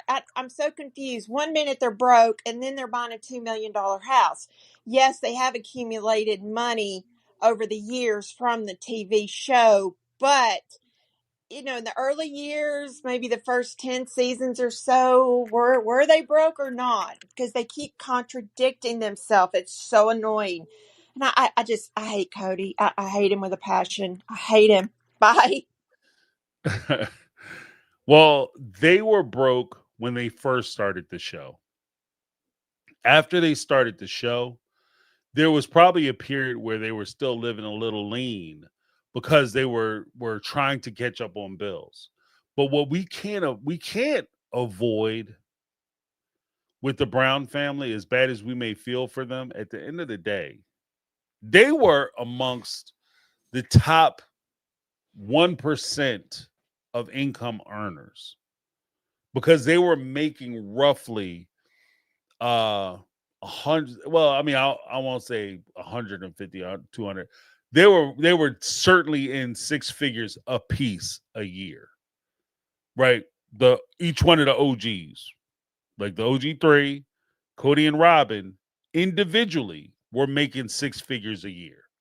Now you say, well, they had a lot of kids. Yeah, they had a lot of kids. 6 kids for Christine, 6 kids for Janelle, 5 kids for Robin, 1 child for Mary, and then Cody's additional income. That's 6 figures. Like, look, if people have had just as big a family and made money stretch a lot further with half the damn money. So they were able to do, like, when we're talking about them running out buying these houses and having houses built and buying all this land, they weren't doing that with food stamps and Section 8 housing. They were doing that because they were making 6 figures a piece individually each year over the course of the 20 seasons that they've been on the show. They've been banking. They've been banking. They've been making bank. Now, how well they do their money is a different conversation. You can make a shit ton of money, and if you're bad with money, that big bank account doesn't mean anything. That big check don't mean anything, because most of it's going to bills or credit cards or loans or dumb shit. The one thing I will say too, as far as I'm not sure if it's Andrea or Andrea. Hopefully I'm getting it. Well, already said Andrea, but hopefully that's correct. Uh, but when you talked about like he wanted those big houses too, I think that Cody was indeed the first mover on a lot of that stuff. Robin gets blamed because Cody, in his cowardice, throws Robin's name into everything. So when he talks about Robin's house, the McMansion is Robin's house, and Robin wants to move out of this house because she doesn't feel comfortable here, and she wants to buy the Cinder Palace, the shit show chateau. That's for 2 point something million. That's because Robin wants a place to house all her kids. That's something that Cody wants too. And if anything, that's something Cody definitely wants. Cody might even want it more than Robin wants it. Right? I don't think that Robin is dragging Cody along to make these big purchases. I don't. I think that it's him. I think he's the one. Because Robin wasn't out there fighting Christine for her house. That was Cody who was fighting Christine for ownership of her house.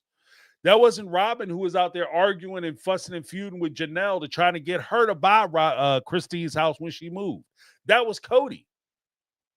A lot of this shit is Cody. He just hides behind Robin, the woman that he loves, the love of his life. He just hides behind her. You know, I'm not doing that shit anymore. I'm putting it right where I think it goes. I think it goes on to Cody. I think it's him. I think that she benefits from it for sure. I think she's a part of it, sure. I think she's in cahoots with him for sure. But I think he's the first mover. I think he's the one that's doing it. But we got another message from Andrea. Hi, James. I'm leaving another voicemail. My name's Andrea.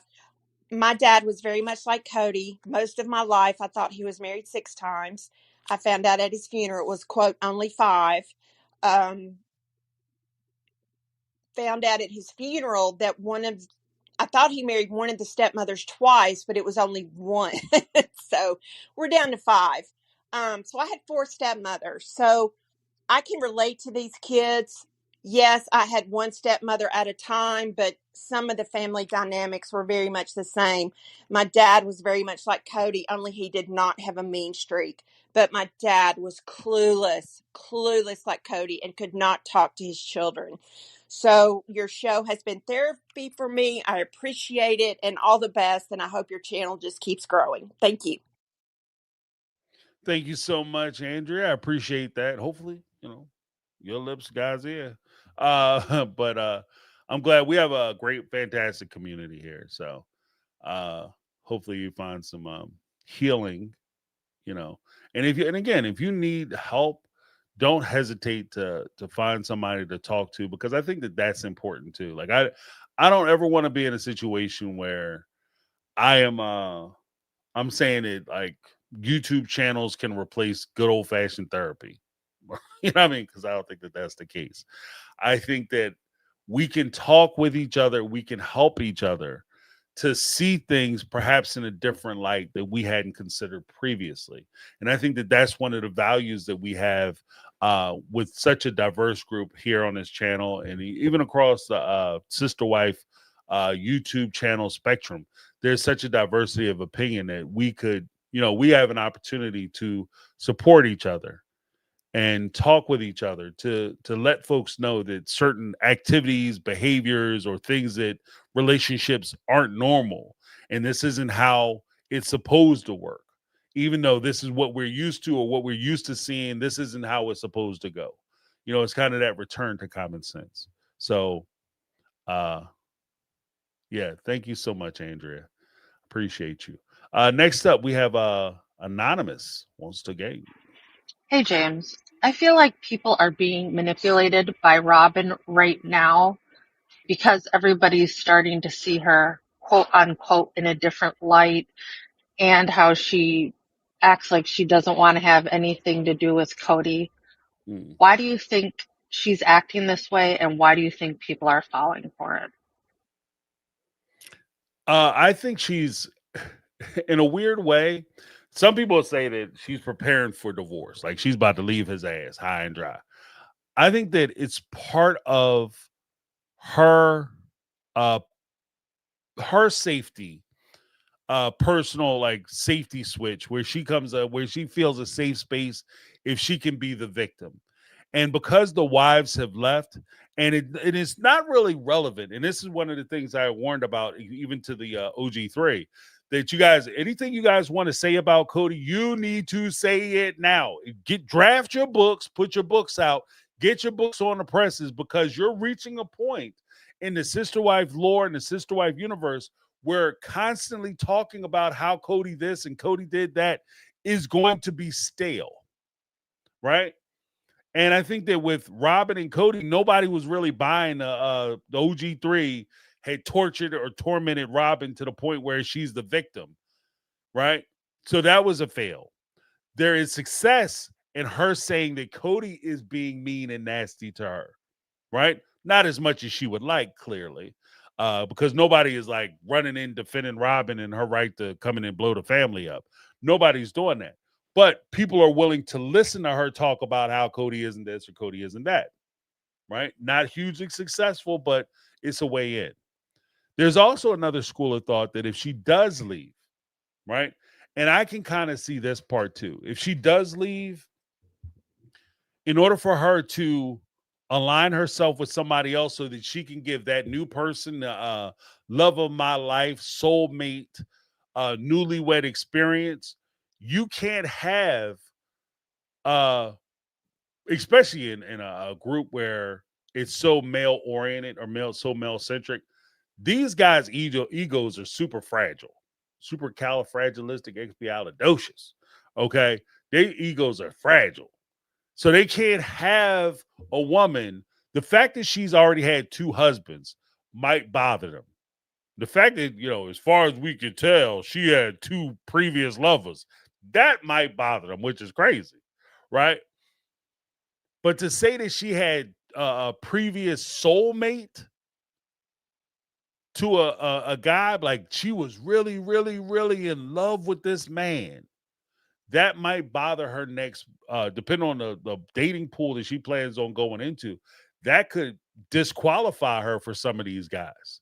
So she has to create a scenario where Cody isn't her soulmate. And once she gets a chance to know him, she realized that he isn't the man she thought he was. So therefore, he wasn't her soulmate ever. And the next person that she meets, that person could potentially be her soulmate.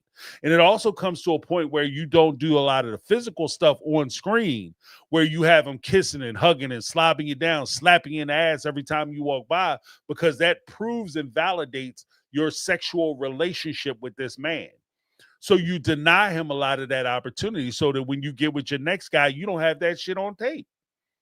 I'm dating myself by saying tape. You don't have it on video, right? So I think that some of that rejection just isn't because she's shy and can't believe that he's trying to do all this nasty stuff in public. Because if you watch the show, which I'm sure you guys have done, you remember that there was a time where she was asking the family, begging the family, the wives, why aren't we able to kiss and hug and French? Like she wanted to be able to go into the in front of the wives during an event, walk up to Cody and stick her tongue down his throat in front of the wives and the kids. That's what she was saying she wanted to do. Now all of a sudden she's too shy to be touched and hold hands, and him come over and try to put his arm around her and want her to sit next to him on the couch when the cameras are there. She's too shy. I get the feeling that I know that that's bullshit because of how you conducted yourself previously. I know that's bullshit.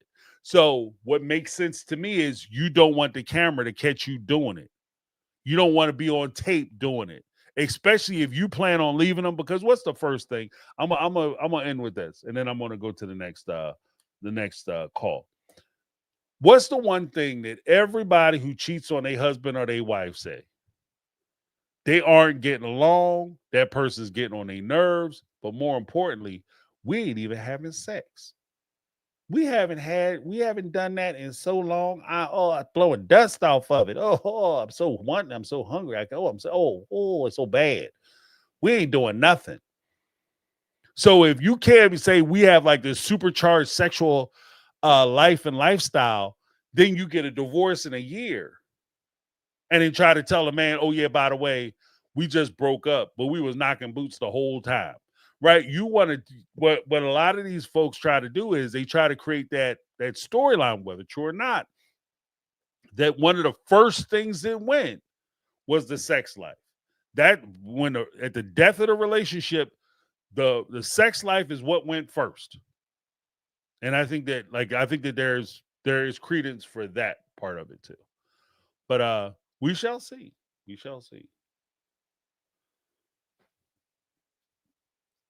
We shall see. Next up, we have Care Bear. Care Bear. We'll call you Care Bear.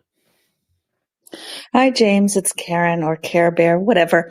First time speaker, not first time listener. I've been listening since the beginning, and love you and love your channel and love the community. Okay, what is my problem? I am like totally gobsmacked about the amount of money wasted on storage units. Like, what is the deal? How much money could they have saved or can they save? Cody and Robin, they have all these containers on Coyote Pass and still their McMansion is full. Mary has all this old stuff in storage units, stored away that she just doesn't need. Last year, was it last season or the season beforehand, with all the Halloween decorations and whatever else she had in there, she was getting rid of. Now it's more stuff, and I think Janelle also had self-storage units. I think Christine's the only one who didn't, but when she packed up Cody's stuff, it filled up a whole garage. So people, sort out your life. Stop collecting so much. Save some money. Stop with the storage unit stuff. Okay. They're hoarders. Just as simple as that. They're hoarders. I don't understand. They drive me crazy, all of them. Well, here's the thing.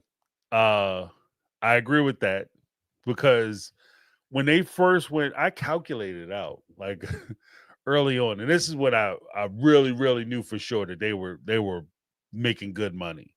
Because when they first got out to Arizona and Robin hadn't purchased the McMansion yet, and they were still kind of looking for a house, and they had moved out of the one mansion that they were living in, like legit mansion. I think it was like 7,000, 8,000 square feet, that first house she was in. They moved out of that house. They kept all the furniture and their belongings in 4 U-Hauls, like 4 full-size U-Hauls.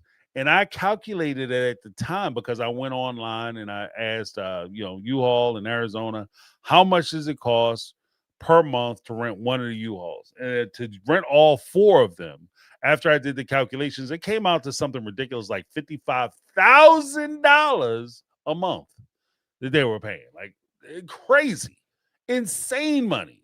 Like you could have bought a damn truck for all the money they were paying for rent. To rent the trucks and they had them trucks out there for like, I think it was almost like 6-7 months, something like that. Like it was some crazy amount of money. I was like, what the shit?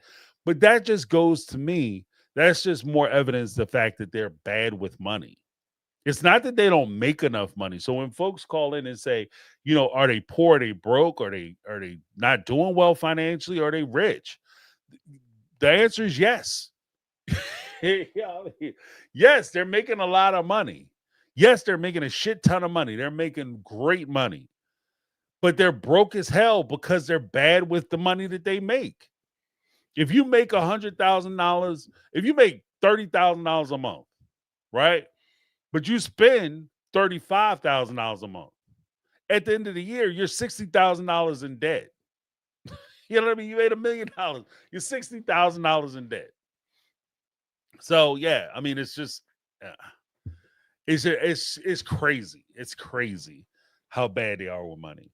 And Cody does this stuff, and this is like I said, he just does a bunch of stuff, and to the chagrin of the ladies, they just went along with it. While he was making these decisions, you're shitting money away on Coyote Pass, sitting in instead of, because I even said instead of, it would have been preferable that they went to a storage unit as opposed to having U-Hauls, trucks sitting on Coyote Pass, just not going anywhere, back to back, end to end.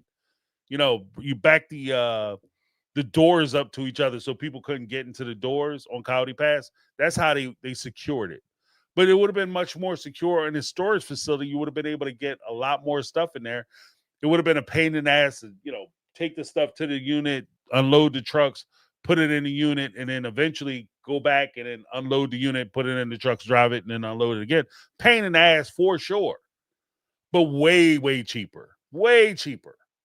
And as far as like a lot of the stuff that they have, like if he had 4 wives, he had stuff at their house, you had duplicate toolboxes. Like I saw at least 4 to 6 of the tall boy toolboxes. I know how much those toolboxes cost because I had one. My wife got me one for Christmas one year. And those things cost a lot of money. Well, I mean, it's a lot of money to me, maybe not to the Brown family. Right. I was like, oh, that's nice. Thank you. Why'd you spend that much money? But Cody got, I think he had like probably it's closer to 6 of them things. Why do you have you can only use one ratchet set, bro. I mean, I have a few ratchet sets. I got a bunch of tools, right? Bunch of tools. But I don't have like quadruple everything. And if it's like that, you might want to start getting rid of it. If it's filling up your house, like that big RV garage is full of junk. So it's just craziness. But thank you so much, Care Bear. Let's get to your next message. And it's Karen again. I have another thought or something that's been bugging me since the day where Mary was allowed to come into the McMansion because they were paying off, or she was coming with the check to finally help pay off Coyote Pass.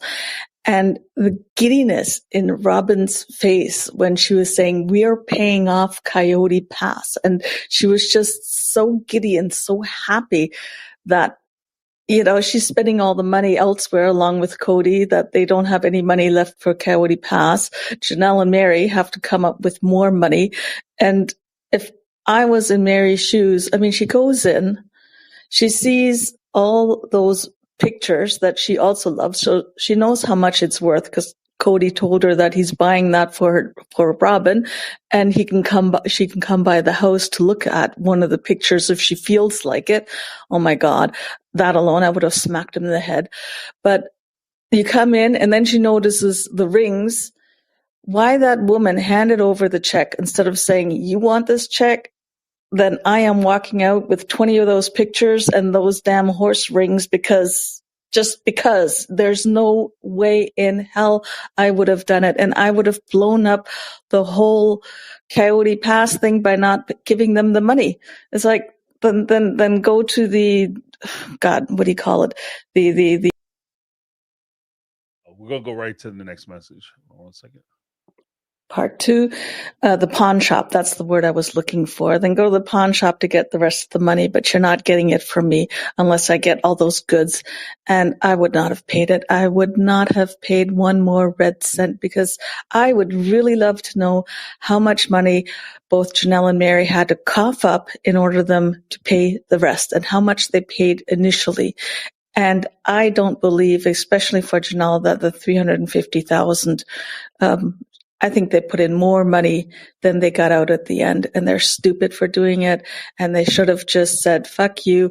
You're not getting any of the money, and you can just forget the new McMansion or the new Cinder Palace, whatever. Go earn your own money. Forget it. I would have just crashed and burned the whole ship. Okay. Thank you for letting me vent because that's just been like bugging me since day one. Have a great day. Thanks. Bye. Karen hit him with the Care Bear stare, like love shoot out your chest, like Karen on something different. Knives and daggers, Care Bear stare. Like when push him down and shove. Look, I get where Karen is coming from because there is an old saying: "Don't put good money after bad." Okay, and that was a bad investment. And they're trying to save the investment, so they're going to put a little bit more money to it. But like Karen said, you're not going to bring me into the house when the money that we've already contributed, not just to the house that you're sitting in at the McMansion, but the money we've kicked into the family fund has financed your ability to put these paintings on the wall and this jewelry on your fingers and Rolexes and everything else. We've paid for that as a family. So what we're not going to do is I'm not going to sit in this cathedral of bullshit and you ask me for another nickel and tell me we have to do it because y'all just don't have it. When I'm looking at it right there, I'm looking at it right there. I'm looking at more of it right there. And hold your hands up. Oh yeah, I see more of it on your fingers. So yeah, and if it's paintings and things that Mary likes, like I said, I'm like, I agree with what Cara Bear said. I might have, I'll write this check, but to ensure my money, I'm taking out some of these paintings, especially that painting that she said she liked and she thought Cody was buying it for her, but he actually gave it to Robin, and you can come visit it. Those paintings are going with me. I pull up with my U-Haul, you know what I mean? And that bad boy isn't going to go sit on Coyote Pass. It's going to be sitting in front of my house where I'm unloading my new paintings. But yeah, I mean, I get where Care Bear is coming from. Thank you so much. Next up, we have, my John is not tracking. Okay, where's that? Oh, here we go. Next up, we have Anonymous again. Hey, James, would you like to see one of the episodes be where David talks to Cody about being a father and a man and letting him know how piggish he is and that his children should come first, not him? Actually, I said that 100%. I hope that when they get together for their supposed meeting, between Cody and David and Christine or whatever, they come together for that meeting. You have the fun time, because TLC is paying for it. Race the cars or drive the cars, or the supercars or whatever. Then get into the meeting with Cody and express to him, like, bruh, you are this little girl's father. And at the end of the day, one of the things that David has to deal with that Cody might not be aware of is he's sitting there saying he should be able to make decisions about who Christine dates, is that when Truly is watching the show or she hears about the show and she hears about these things that you're doing for your other kids and she recognizes you don't do those things for her, David is the one who's on the front lines having to deal with that.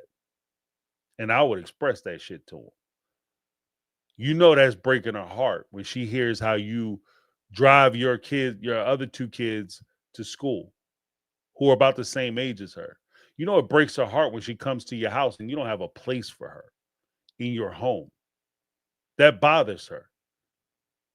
I'm doing for her because that's who I am and I'm with her mom. And as you develop your relationship, hopefully you're in a situation where you meet a woman and she has kids. You not only develop feelings for the children or the wife or the prospective fiance or wife or partner, but you also develop feelings for the child or the children.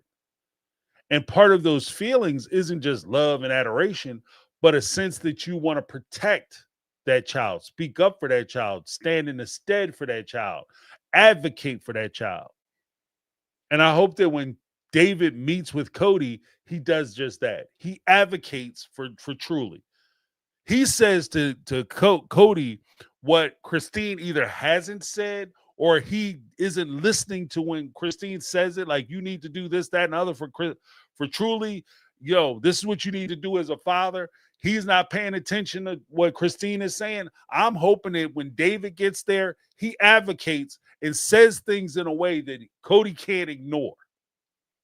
I'm not speaking to you as your ex-girlfriend or your ex-wife who hurt your feelings. I'm speaking to you man to man, father to father. This is our responsibility as a father. As fathers, we have a duty to take care and ensure the safety and mental states and everything else of our children, caretake for them and on their behalf. That's what we should be doing. And you, my friend, are lacking. Because aside from me coming into the family, you're talking about you should have had right of first refusal. Bro, you should have been there. I should have had to step past you in order to get to your daughter. I should have had to go through you to get to your daughter. You left it wide open. You left the gate unattended, my friend.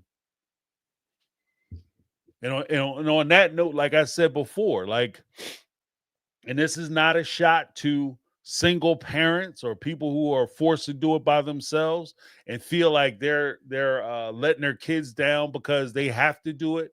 They have to try to fill both roles and try to fill those gaps where the other parent is dropped off. But there, there's nothing that can replace the love, care, and affection of a parent.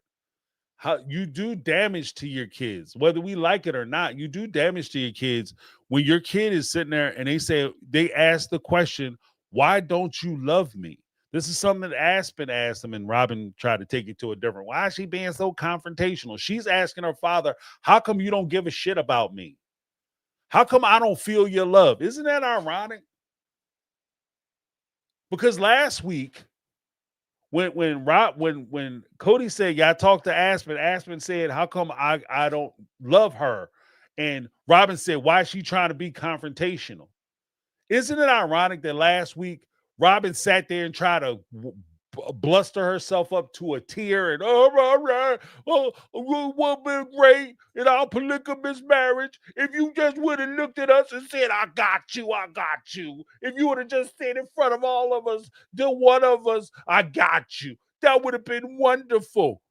Wouldn't it have been wonderful if he would have looked at Aspen and said, baby girl, I got you. I got you. I don't want you to ever question how I feel about you. Whether I love you or I don't love you. Because, girl, I got you. Wouldn't that have been wonderful, Robin? That would have been amazing. But again, I guess it only comes down to how you feel. So it didn't matter, right? But that's the conversation that I hope they have. Like they showed the part where they go out and drive the cars and stuff. But what the conversation, the real talk that I hope they have is, Cody, you need to start stepping up. I don't give a shit what happened in the past. I don't care how you feel about, in David's case, I don't care how you feel about my wife. This is not about you and her. Because when it comes to her, I got her. But you're Truly's father. And no matter what I do, you need to be there to support her too. Because let's face it, folks, as a bonus parent, you can supplement, you can add to. There's not a limit on how much love a child can receive, on how much support a child can receive, especially from people who are supposed to be important to that child and in that child's life. There's no limit. There's no point where, oh, I hit my limit because David is doing everything, ain't got room for you, Dad. How amazing would it be if Truly not only had Cody holding her back, but she had David holding her back too? How awesome is that? That's a bonus parent. I'm a bonus support system for you. You have people who are looking out for you, people who got your back, who care for you, who are supporting you no matter what you do, where you go, what you do wrong. We got you. We taking care of you, girl. Wouldn't that be amazing? As opposed to you go to visit your father at his house with his new family, and you get to sit there as an outsider and watch a person who should be caring for you and dealing with you and taking care of you take care of somebody else. One of the points that I made when we were talking about the house and Truly having the guest room, I mean Truly's room that will double as the guest room. So basically, Truly doesn't have a room because she's a guest at Cody's house because that's where she's sleeping, in the guest room, not her room. The thing that jacks me up is there's not a house I would stay, an apartment. I don't care if I lived under the bridge in a freezer box. I would pull an oven box next to my box, and when my kids come over, like, that's your box. Because wherever I go, you're welcome. Because I don't care whether you live in a shanty, a shack, a mansion, or wherever. Your kids should always feel like they're coming home when they come to see you. You're not coming to visit dad, you're coming home. You're not staying in the guest room. You're staying in your room. You know why? Because you live here too. If shit go wrong at Christine's house, your mama's house, you always got a place here. No excuses, no reasons, no nothing. You call me up, say, Dad, I need you. I'm there. That's the conversation I hope that David has with him, because somebody got to get him on like somebody got to get him on the program. You know what I mean? That's the job, bro.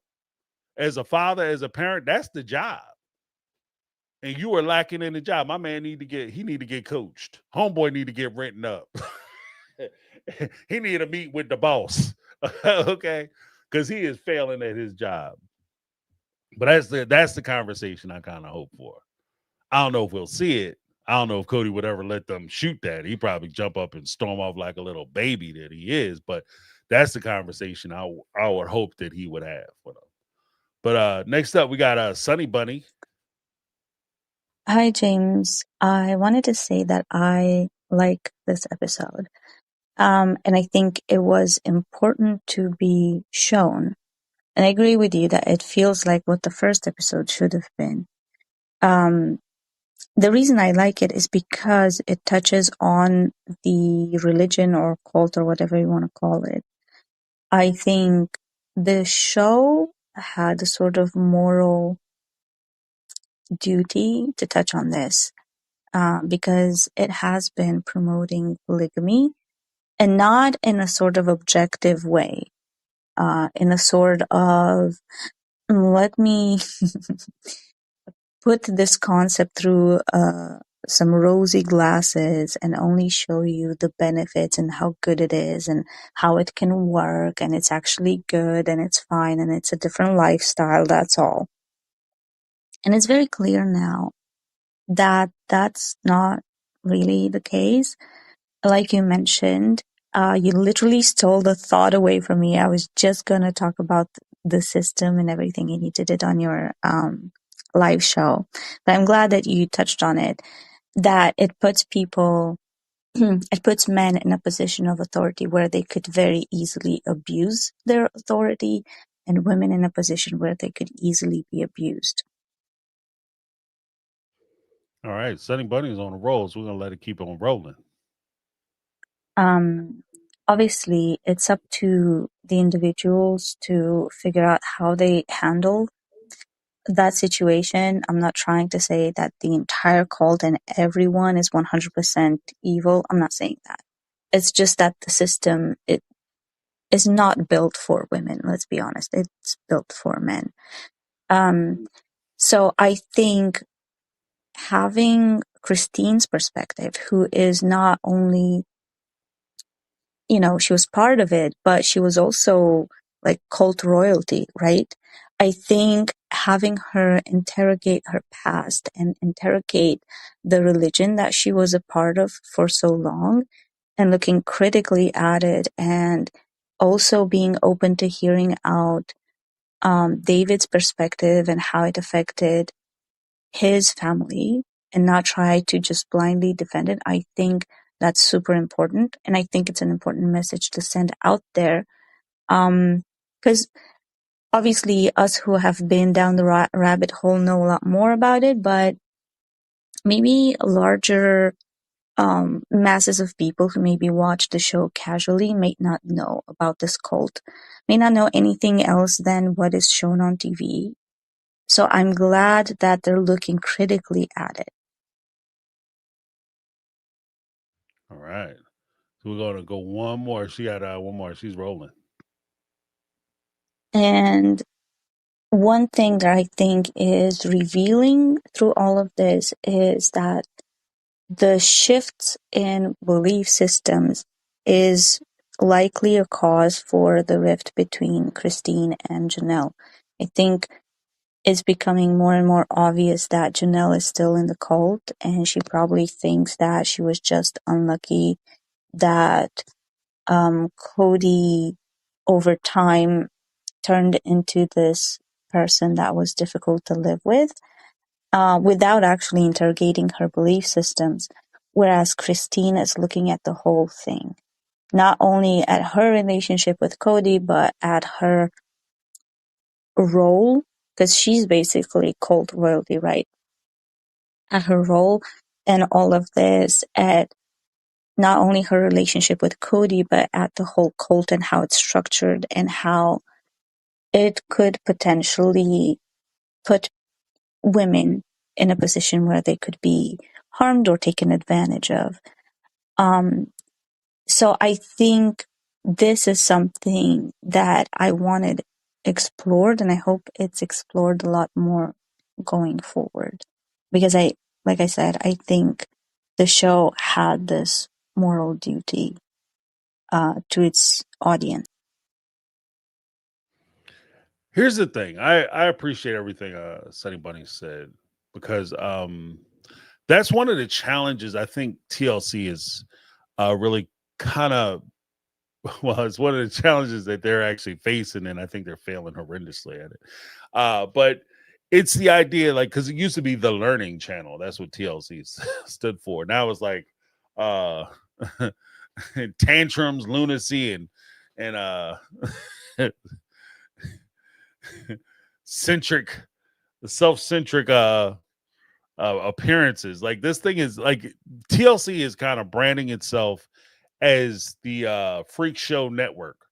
So you're taking alternative lifestyles, which, if we're going to be honest, could have positives or negatives, but they need to be explored. If you're going to present this, don't just give us the good, fun, fluffy parts. Oh, you get to have as much booty time as you want. It's amazing. You have adults who get together and just contribute money and support each other financially, emotionally, parentally. If you want to be able to go out and do whatever you wanted to do, you could do that because you got built-in babysitters. It's amazing. Talk about, like, both sides of it. Like, I'm not even saying you gotta bash polygamy, but at least give the other side of it. When you talk about polygamy, talk about it from the respect of, as it's been applied historically, it typically favors the man. That's why these systems are constructed with the man's best interest at the center of it. It is what it is. I mean, we can sit here and talk about, but it's not like that in all the families. That's because those guys choose not to take advantage of all the levers that are available to them. Because anytime, and here's the thing, because those levers are available to them, anytime they wanted to take advantage of those levers, they can. They're available to them. So Cody could have been the most open-minded, caring, level-headed person in the world. Oh, my wives, they have their own minds. They get to make their own decisions. But the moment he decided that that's no longer what he wanted to do, or he's more infatuated with this person or that person, he likes the way she shake it or the way this one drop it, he could easily flip the switch and turn the whole thing upside down. And there's nothing they could do about it. We sit here all the time and talk about how it's not fair that these women contributed so much money to the family. That's what they expected them to do. They were expected to do that. They were expected to kick into the family fund, because had they not done it, then they weren't part of the family. So yeah, you want to be part of the family, you kick into the family fund. You help me out, because that's, I'm gonna be the shepherd. I'm gonna be the steward of the family fund. So if you want to be part of the family, gotta kick in. They kick into the family fund, and guess what? When I decide I no longer want to deal with you, I take the family fund money, empty the family fund out, and I take off with the wife I care about, or my legal wife. And we could talk about how Mary knew Cody for 30 years. And Robin came in the last 10 or 15, and she just upset the apple cart and took it, took the whole family under, et cetera, et cetera. At the end of the day, none of that shit matters, because Robin is the legal wife. She has every right to do everything that she's doing. She has the legal ability to do what she's doing. It's not fair. It sucks. But that's the way they set it up. And like I said, even in that video, I'll be cutting that down so you guys will be able to watch it specifically. But like I said in that section of the live, like, when push comes down to shove, we can be as mad as we want to be. But I don't know. It's just going to be bad, because that's the way the system was designed. And if the system wasn't designed that way, the men wouldn't participate in it. The fact that they do it, and even like I said with Janelle, she recognizes that there's an advantage, because if we give women rights, then all of a sudden, I bet half the guys wouldn't do it. You know why the guys are doing it? That tells me the reason the guys are doing it is because they get an advantage. Because that's the way the system was designed. And when they talk about like multiple plural families opening your relationship up, and TLC is presenting these new ideas on different shows, we have to recognize that, can these things work? Can they exist? Sure. Sure. If you are a particular kind of person in a particular kind of environment under particular circumstances with particular partners, yeah, it could work. But most people aren't equipped to do those things. So let's not pretend that this is a everybody thing. This is a specialized thing that's going on. To be able to do a plural relationship takes a specialized person. That's a different kind of person. Everybody can't do that. And it has nothing to do, well, the society you grow up in and because of the way you feel. It's just not everybody's wired that way. I just don't think that people are necessarily wired that way. They don't share well.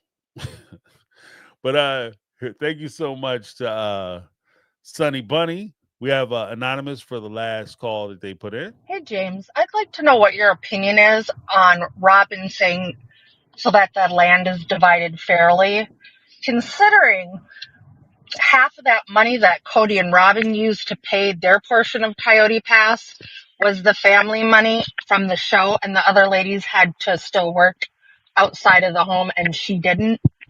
So what is your opinion on that? None of it's fair. It all sucks. But Robin is going to take advantage of it because that's the way the system is set up. That's the agreement they made when they formulated the family, that they were going to conduct it that way, and she took full advantage of it. It's again, this goes back to the thing where I was saying that you could be raised a certain way in a certain culture, a certain environment, but when push comes down to shove, somebody's ability to take advantage of you will still be in effect, irregardless of how you were raised or what your opinion of it is or how you thought it was going to be or what culture you come from. Robin is going to get away with all that shit. She's going to get away with all of it because they didn't put any legal protections in place. Because the ironic part to me is that as much as they sat around, and this is all this, I won't even say it's ironic as much as it just kind of tickled me from the very first time I heard it. As much as everybody sits around and talk about the marriage license is just a piece of paper, it's a paper shuffle, it's just a piece of paper, it doesn't mean anything. If that paper didn't mean anything, why did you get married? That paper don't mean shit. Well, I married Robin because I was trying to adopt her kids. Well, after you adopted her kids, you could have went back into that same place and said, I want a divorce. They would have took the kids away because you were awarded custody. You were awarded you wanted the adoption process. You are their legal parent. So it doesn't matter whether you with the mom or not. You want all your wives to be on equal planes. We're going to get a divorce. But I guarantee you, if Cody would have went there and said to Robin, I want a divorce because I don't want to be married to none of y'all and I want you all to be equal, Robin would have took his ass to the cleaners. She would have took him to the cleaners. I only been married to you for 2 months. It don't matter. She'd have took his ass to the cleaners because she understood how important that paperwork was. Mary, as much as she sits around and tries to pretend like the paper didn't mean shit and everybody was equal, Mary, the reason why Mary cries so much about getting divorced, the reason she cries so much about seeing her marriage certificate and holding on to her wedding dress and all those things, the reason why those things were so important to her is because she knew that there was a damn difference. She can't say it to the other wives. She can't say it to the other wives because she's been telling them the whole time, yeah, we're the same. She knew full well we are not the same. They are not like us. That's the whole thing. She knew that they weren't like us. They didn't have any rights. That's even when Cody was talking about giving Robin the ring. Janelle even said it. Mary, I might not get along with her, but I know that if something were to happen to Cody, that she would at least make sure we're taken care of. She would divide the money up. Mary knew that too. That's why they were scared that Robin was going to take over. Because again, Robin could walk in there legally, ethically jacked up. Legally, Robin could walk in there, Cody drop dead tomorrow, a tree fall on his ass, pow! Ambulance, come out there. Ambulance, not ambulance, but ambulance. Ambulance. Come out there, scoop him up, scrape him off the ground, and roll him out. Robin could turn around and say, "Oh, family's closed." Take her house, her investment, her money, and just hat up everything that Cody's ever owned and just walk out the door with it. Nothing they could do about it. So it's just something that we got, we got to be honest about. Like I said, like Sonny Bunny was saying, we got to tell both sides of the story, the positives and the negatives. I think that if you're going to participate in something, you should know what you're participating in. You should be given all the information. That way you can truly make a choice whether this is something you want to do or not, and whether it's something that's good for you. Next up, we got Bethany. Hi, James. This is Bethany. I just wanted to share a quick observation I made. So, this last episode, he's talking about how all of Robin's children keep coming in and waking him up at all hours of the night. And it's just, he finds it so endearing. And it's just wonderful that they're losing all this sleep. But it's just so interesting to compare it to, Janelle and her dogs. Heaven forbid he have a dog sleeping at the bottom of his bed or something. Or if those kids are making Robin uncomfortable, he demands that they be thrown out of the house. But it's totally fine to have Robin having her kids waking you up all hours of the night. That's just totally fine. I think it's so crazy, the comparison, because it seems like in his view, if it, aligns with his trophy wife that makes him have this better status, he's willing to put up with so much more. He's willing to put up with Robin's self-pity and just her victim complex and her, prolonged depression, anxiety ridden mode of being that he doesn't really challenge, doesn't really help her through. It's just like, oh, whatever you want, as opposed to the other wives that were willing to have a lot more fun. So anyway, that was my take. Thank you. I don't disagree. I think that, when it comes to hypocrisy or double standards, I think that just exists in this, in the Brown family, because there's time and time again where Cody was talking about like there's certain things that he didn't support, and then when Robin came into the family, all of a sudden they're about that shit. You know what I mean? Like, oh, Robin said that we don't celebrate Easter. Why are we gonna celebrate the death of the Christ? That's ridiculous. We're not doing that. Not in the Brown family. Robin come in, we celebrate Easter. Well, we don't, because in the Brown family, we don't celebrate that stuff. And Robin said, okay, well, I'm going to my mom's house. Well, on second thought, Robin, please don't go nowhere and stay with us. We celebrate Easter, y'all. Paint them eggs. All the pagan stuff. We're gonna do it all. So it's always a double standard. But if Christine had an opinion, or she, Mary or Janelle, we should be doing this. No, I'm the leader. We're going to do it the way I want to do it. So, I mean, I think that double standard just existed in that relationship. We have two more messages, and then we're going to be done. We have a new member, Shaniqua Smith. Hey, welcome aboard. Make sure you come to the Sunday, or I keep saying Sunday, the Saturday round table, 12 noon Eastern Standard Time. A lot of fun, members only round table. We just throw, everybody gets to talk, bring everybody up. We have a real conversation. Sometimes we talk sister wives, sometimes we talk other stuff. It's really interesting. But thank you so much.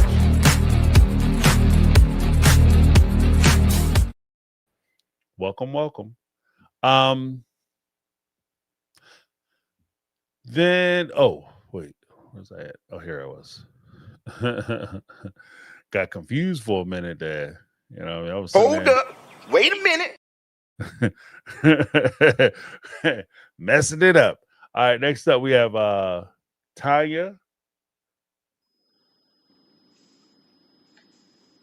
So I'm still very confused over the argument that Christine and David supposedly had. I'm not understanding what the argument was really about. It seemed like David was just being antagonistic, and Christine, every episode, I'm losing respect for them. Like, they're starting to really get on my nerves. And we said it in the past, their relationship being on TV will be the end of it. Like, if they value their marriage, they need to get off of TV. Because before we knew David, he could have been anybody. The first couple times he came on, he was supportive, he was sweet, we loved him for her. But now that we're starting to get to know him, at least for me, he's annoying. Like, what the hell? Who cares if Peyton shows his emotions, expresses his emotions through movies? Maybe he's theatrical. Maybe he's a thespian. Like, why is this an argument? Is it that we're searching for content, or is David that annoying? Are him and Christine that annoying? And I don't want to see Christine straddle David. I don't want to see anybody, Cody, Robin, Christine, David. I'm tired of it. I don't want to see it. I don't want to see it. Yeah, I think the TLC across the board is kind of going overboard with the PDAs. Like I think that because Sister Wives isn't the only show that did it. There's been a few times, like I was watching 90 Day, which I'm no longer watching 90 Day. I'm almost done this last Happily Ever After. We're on the tell all. Once I finish that, it's goodbye 90 Day because I can't do it anymore. And I might do a video about just talking about 90 Day and why I'm not watching it anymore. But they too have gone too far with some of the PDAs. Like I just don't want to. I'm not interested in seeing it. I'm a grown ass man, Doc. If I want to watch, that kind of content, I'm an adult. I can watch that kind of content, right? If that's what I choose to do, I can do it. I don't need to hide it behind like, I'm watching a reality show, so I'm not a freaking dicky. Like I'll watch what I want to watch, right? And I have no interest in watching, I don't want to watch the Sister Wives, simulate sexual stuff. I don't. So that's just me. But there's also a point where I think that a lot of it is, especially on Christine's part, a lot of it gets dismissed because we like to see her happy because she was miserable for so long with a miserable man. So we like to see her happy. So we gave her a big pass on that. As far as the argument, from what I gather, it just sounds like on one side you could say it was David saying it. Peyton needs to start being deeper with his conversations and stop relying on like simple analogies. Like I'm like Superman when Superman said blah blah blah, Batman blah blah blah. Like he's saying like come and be real in the conversation, be vulnerable in the conversation. That's the best light that I think you could give, most favorable light you could give David, is that he's trying to get Peyton to have the courage that his father doesn't have, the courage that Cody doesn't have, to be able to feel his emotions and work his way through and articulate those emotions. That's the favorable side. Like the more unflattering side of that is he said something about Peyton doing that, and Christine became angry because you can't criticize her children. And that would be a little unfortunate.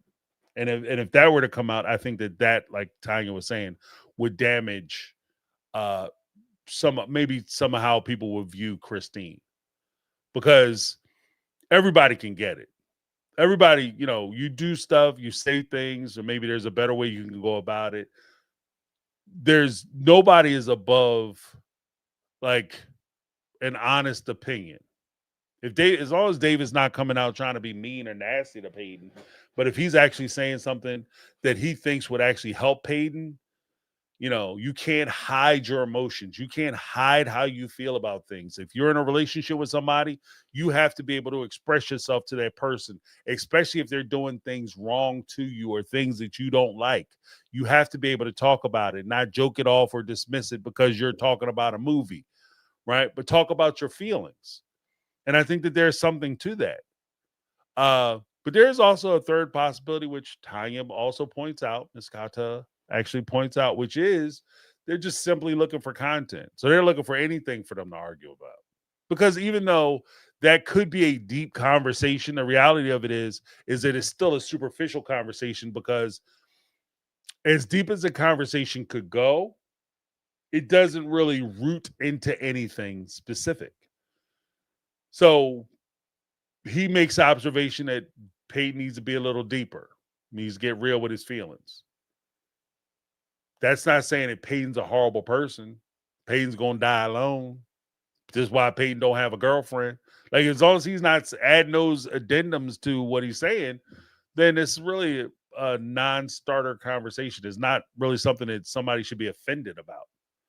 Like, how deep could your feelings go about that? You know what I mean? So I think Tanya might be on to something. Here's the next message. 1 second.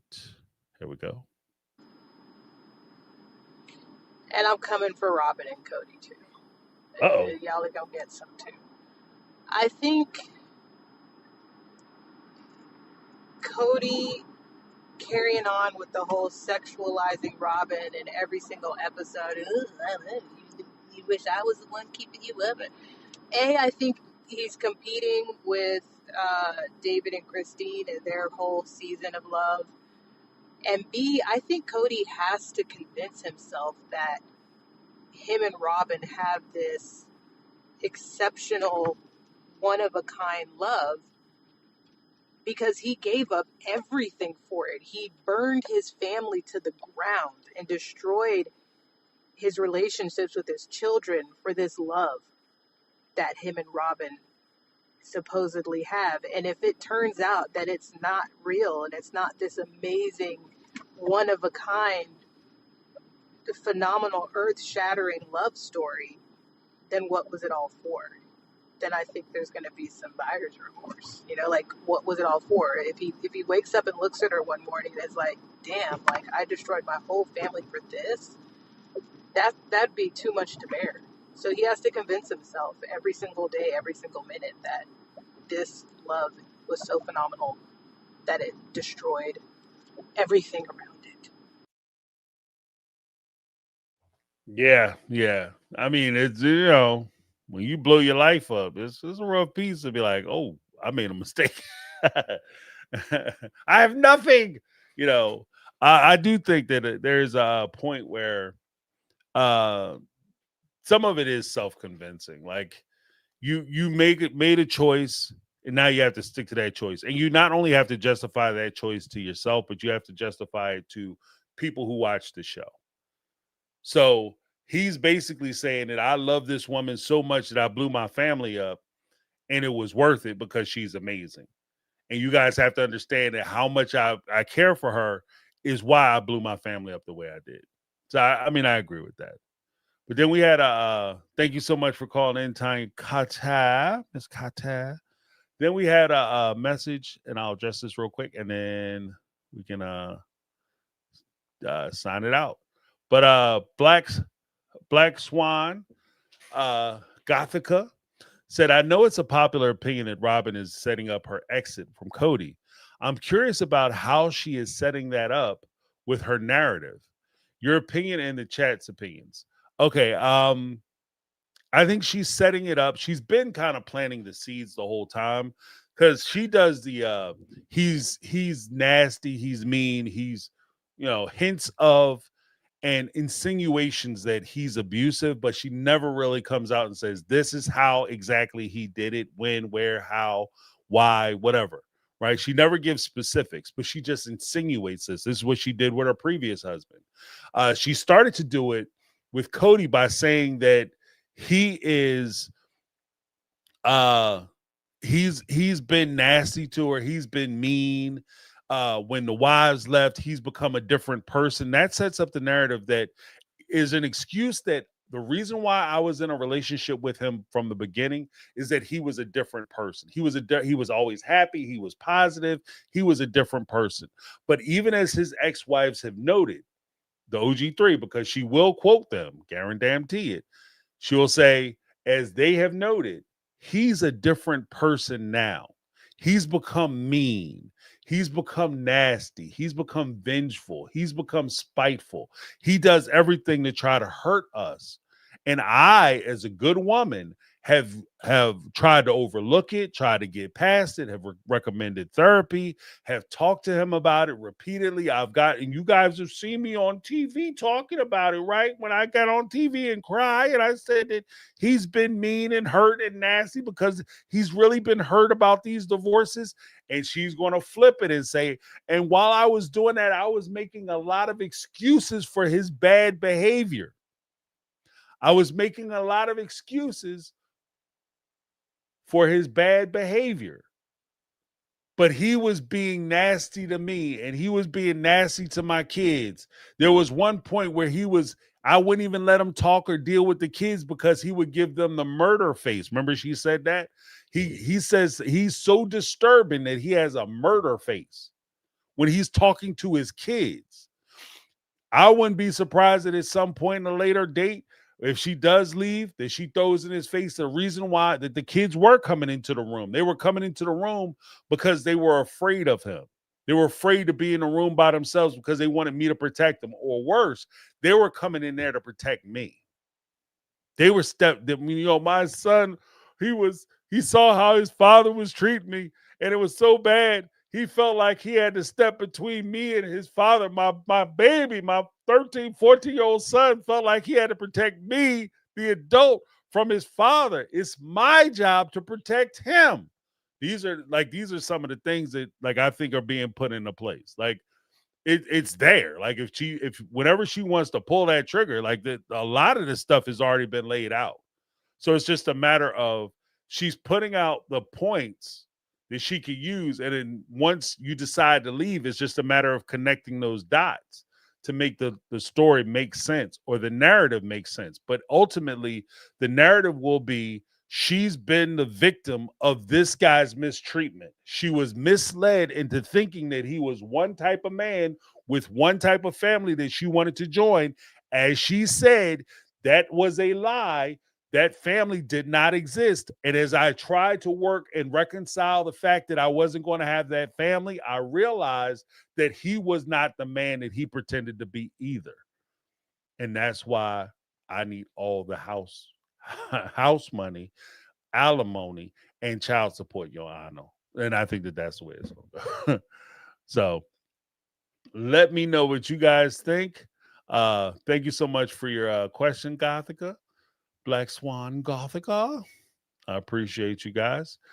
Before we go, let me give a huge shout out to everybody who called in, left a message. If you guys want to leave your messages so that we can respond to them and we can listen to them during the Thursday Night Live where we have our Speak Pipe Lives, make sure you go to speakpipe.com/my take on reality.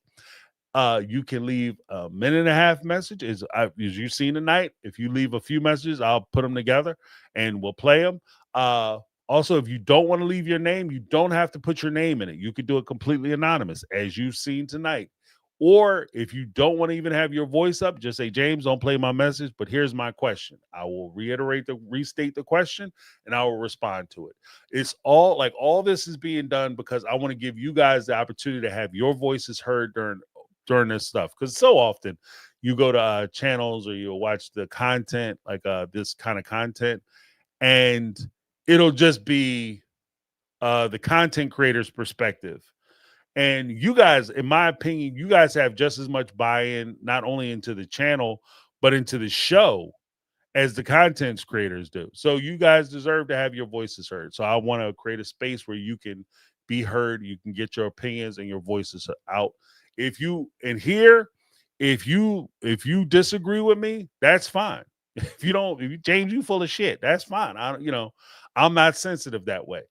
If you support Cody and Robin, I'll put this out there once again, as I've done in the past. If you support Cody and Robin, welcome to the show.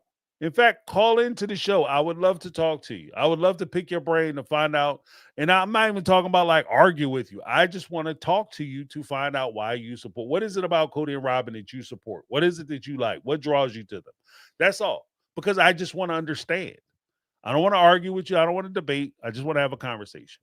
So again, it's wide open. But thank you so much. Or if you like, leave a speak pipe message. Thank you, Lizzie B. And then also we have the round table. That's on Saturday. So call in for the roundtable. That's noontime. It's a members live stream. It's a great time to get that access. Thank you guys so much for that. Just make sure. Yep. And let me give a huge shout out to well, first we got to thank the Mega Mod Squad, Lizzie B, Brittany Not Brittany, and Carmel Cuties. You know, without them, like the chat wouldn't be as safe and secure as it is. And they keep everything running and smooth. So I appreciate you, ladies. Thank you so much. I also want to thank the folks who called in and left messages. Brittany Not Brittany, one of the Mega Mods. All right off the top. We had Janet, Mary Marmolejo, Carmel Cuties, Linda, Ann, Andrea, Care Bear, Karen. Appreciate you, Care Bear. Sunny Bunny, Bethany, and of course, Tanya Kata. I appreciate you guys calling in, leaving those messages. Keep them coming, guys, because I enjoy having these kind of conversations, or not necessarily conversations, but I enjoy hearing your perspectives. All right. Thank you so much. Let me give you a little something, something. All right, guys. Thank you so much for all that you do. I appreciate you. Look, that's my take. I'm James, and this has been my take on reality, and I'm out. 'Cause I've been living life right like I could just die any minute. Going for a ride down the side, yeah.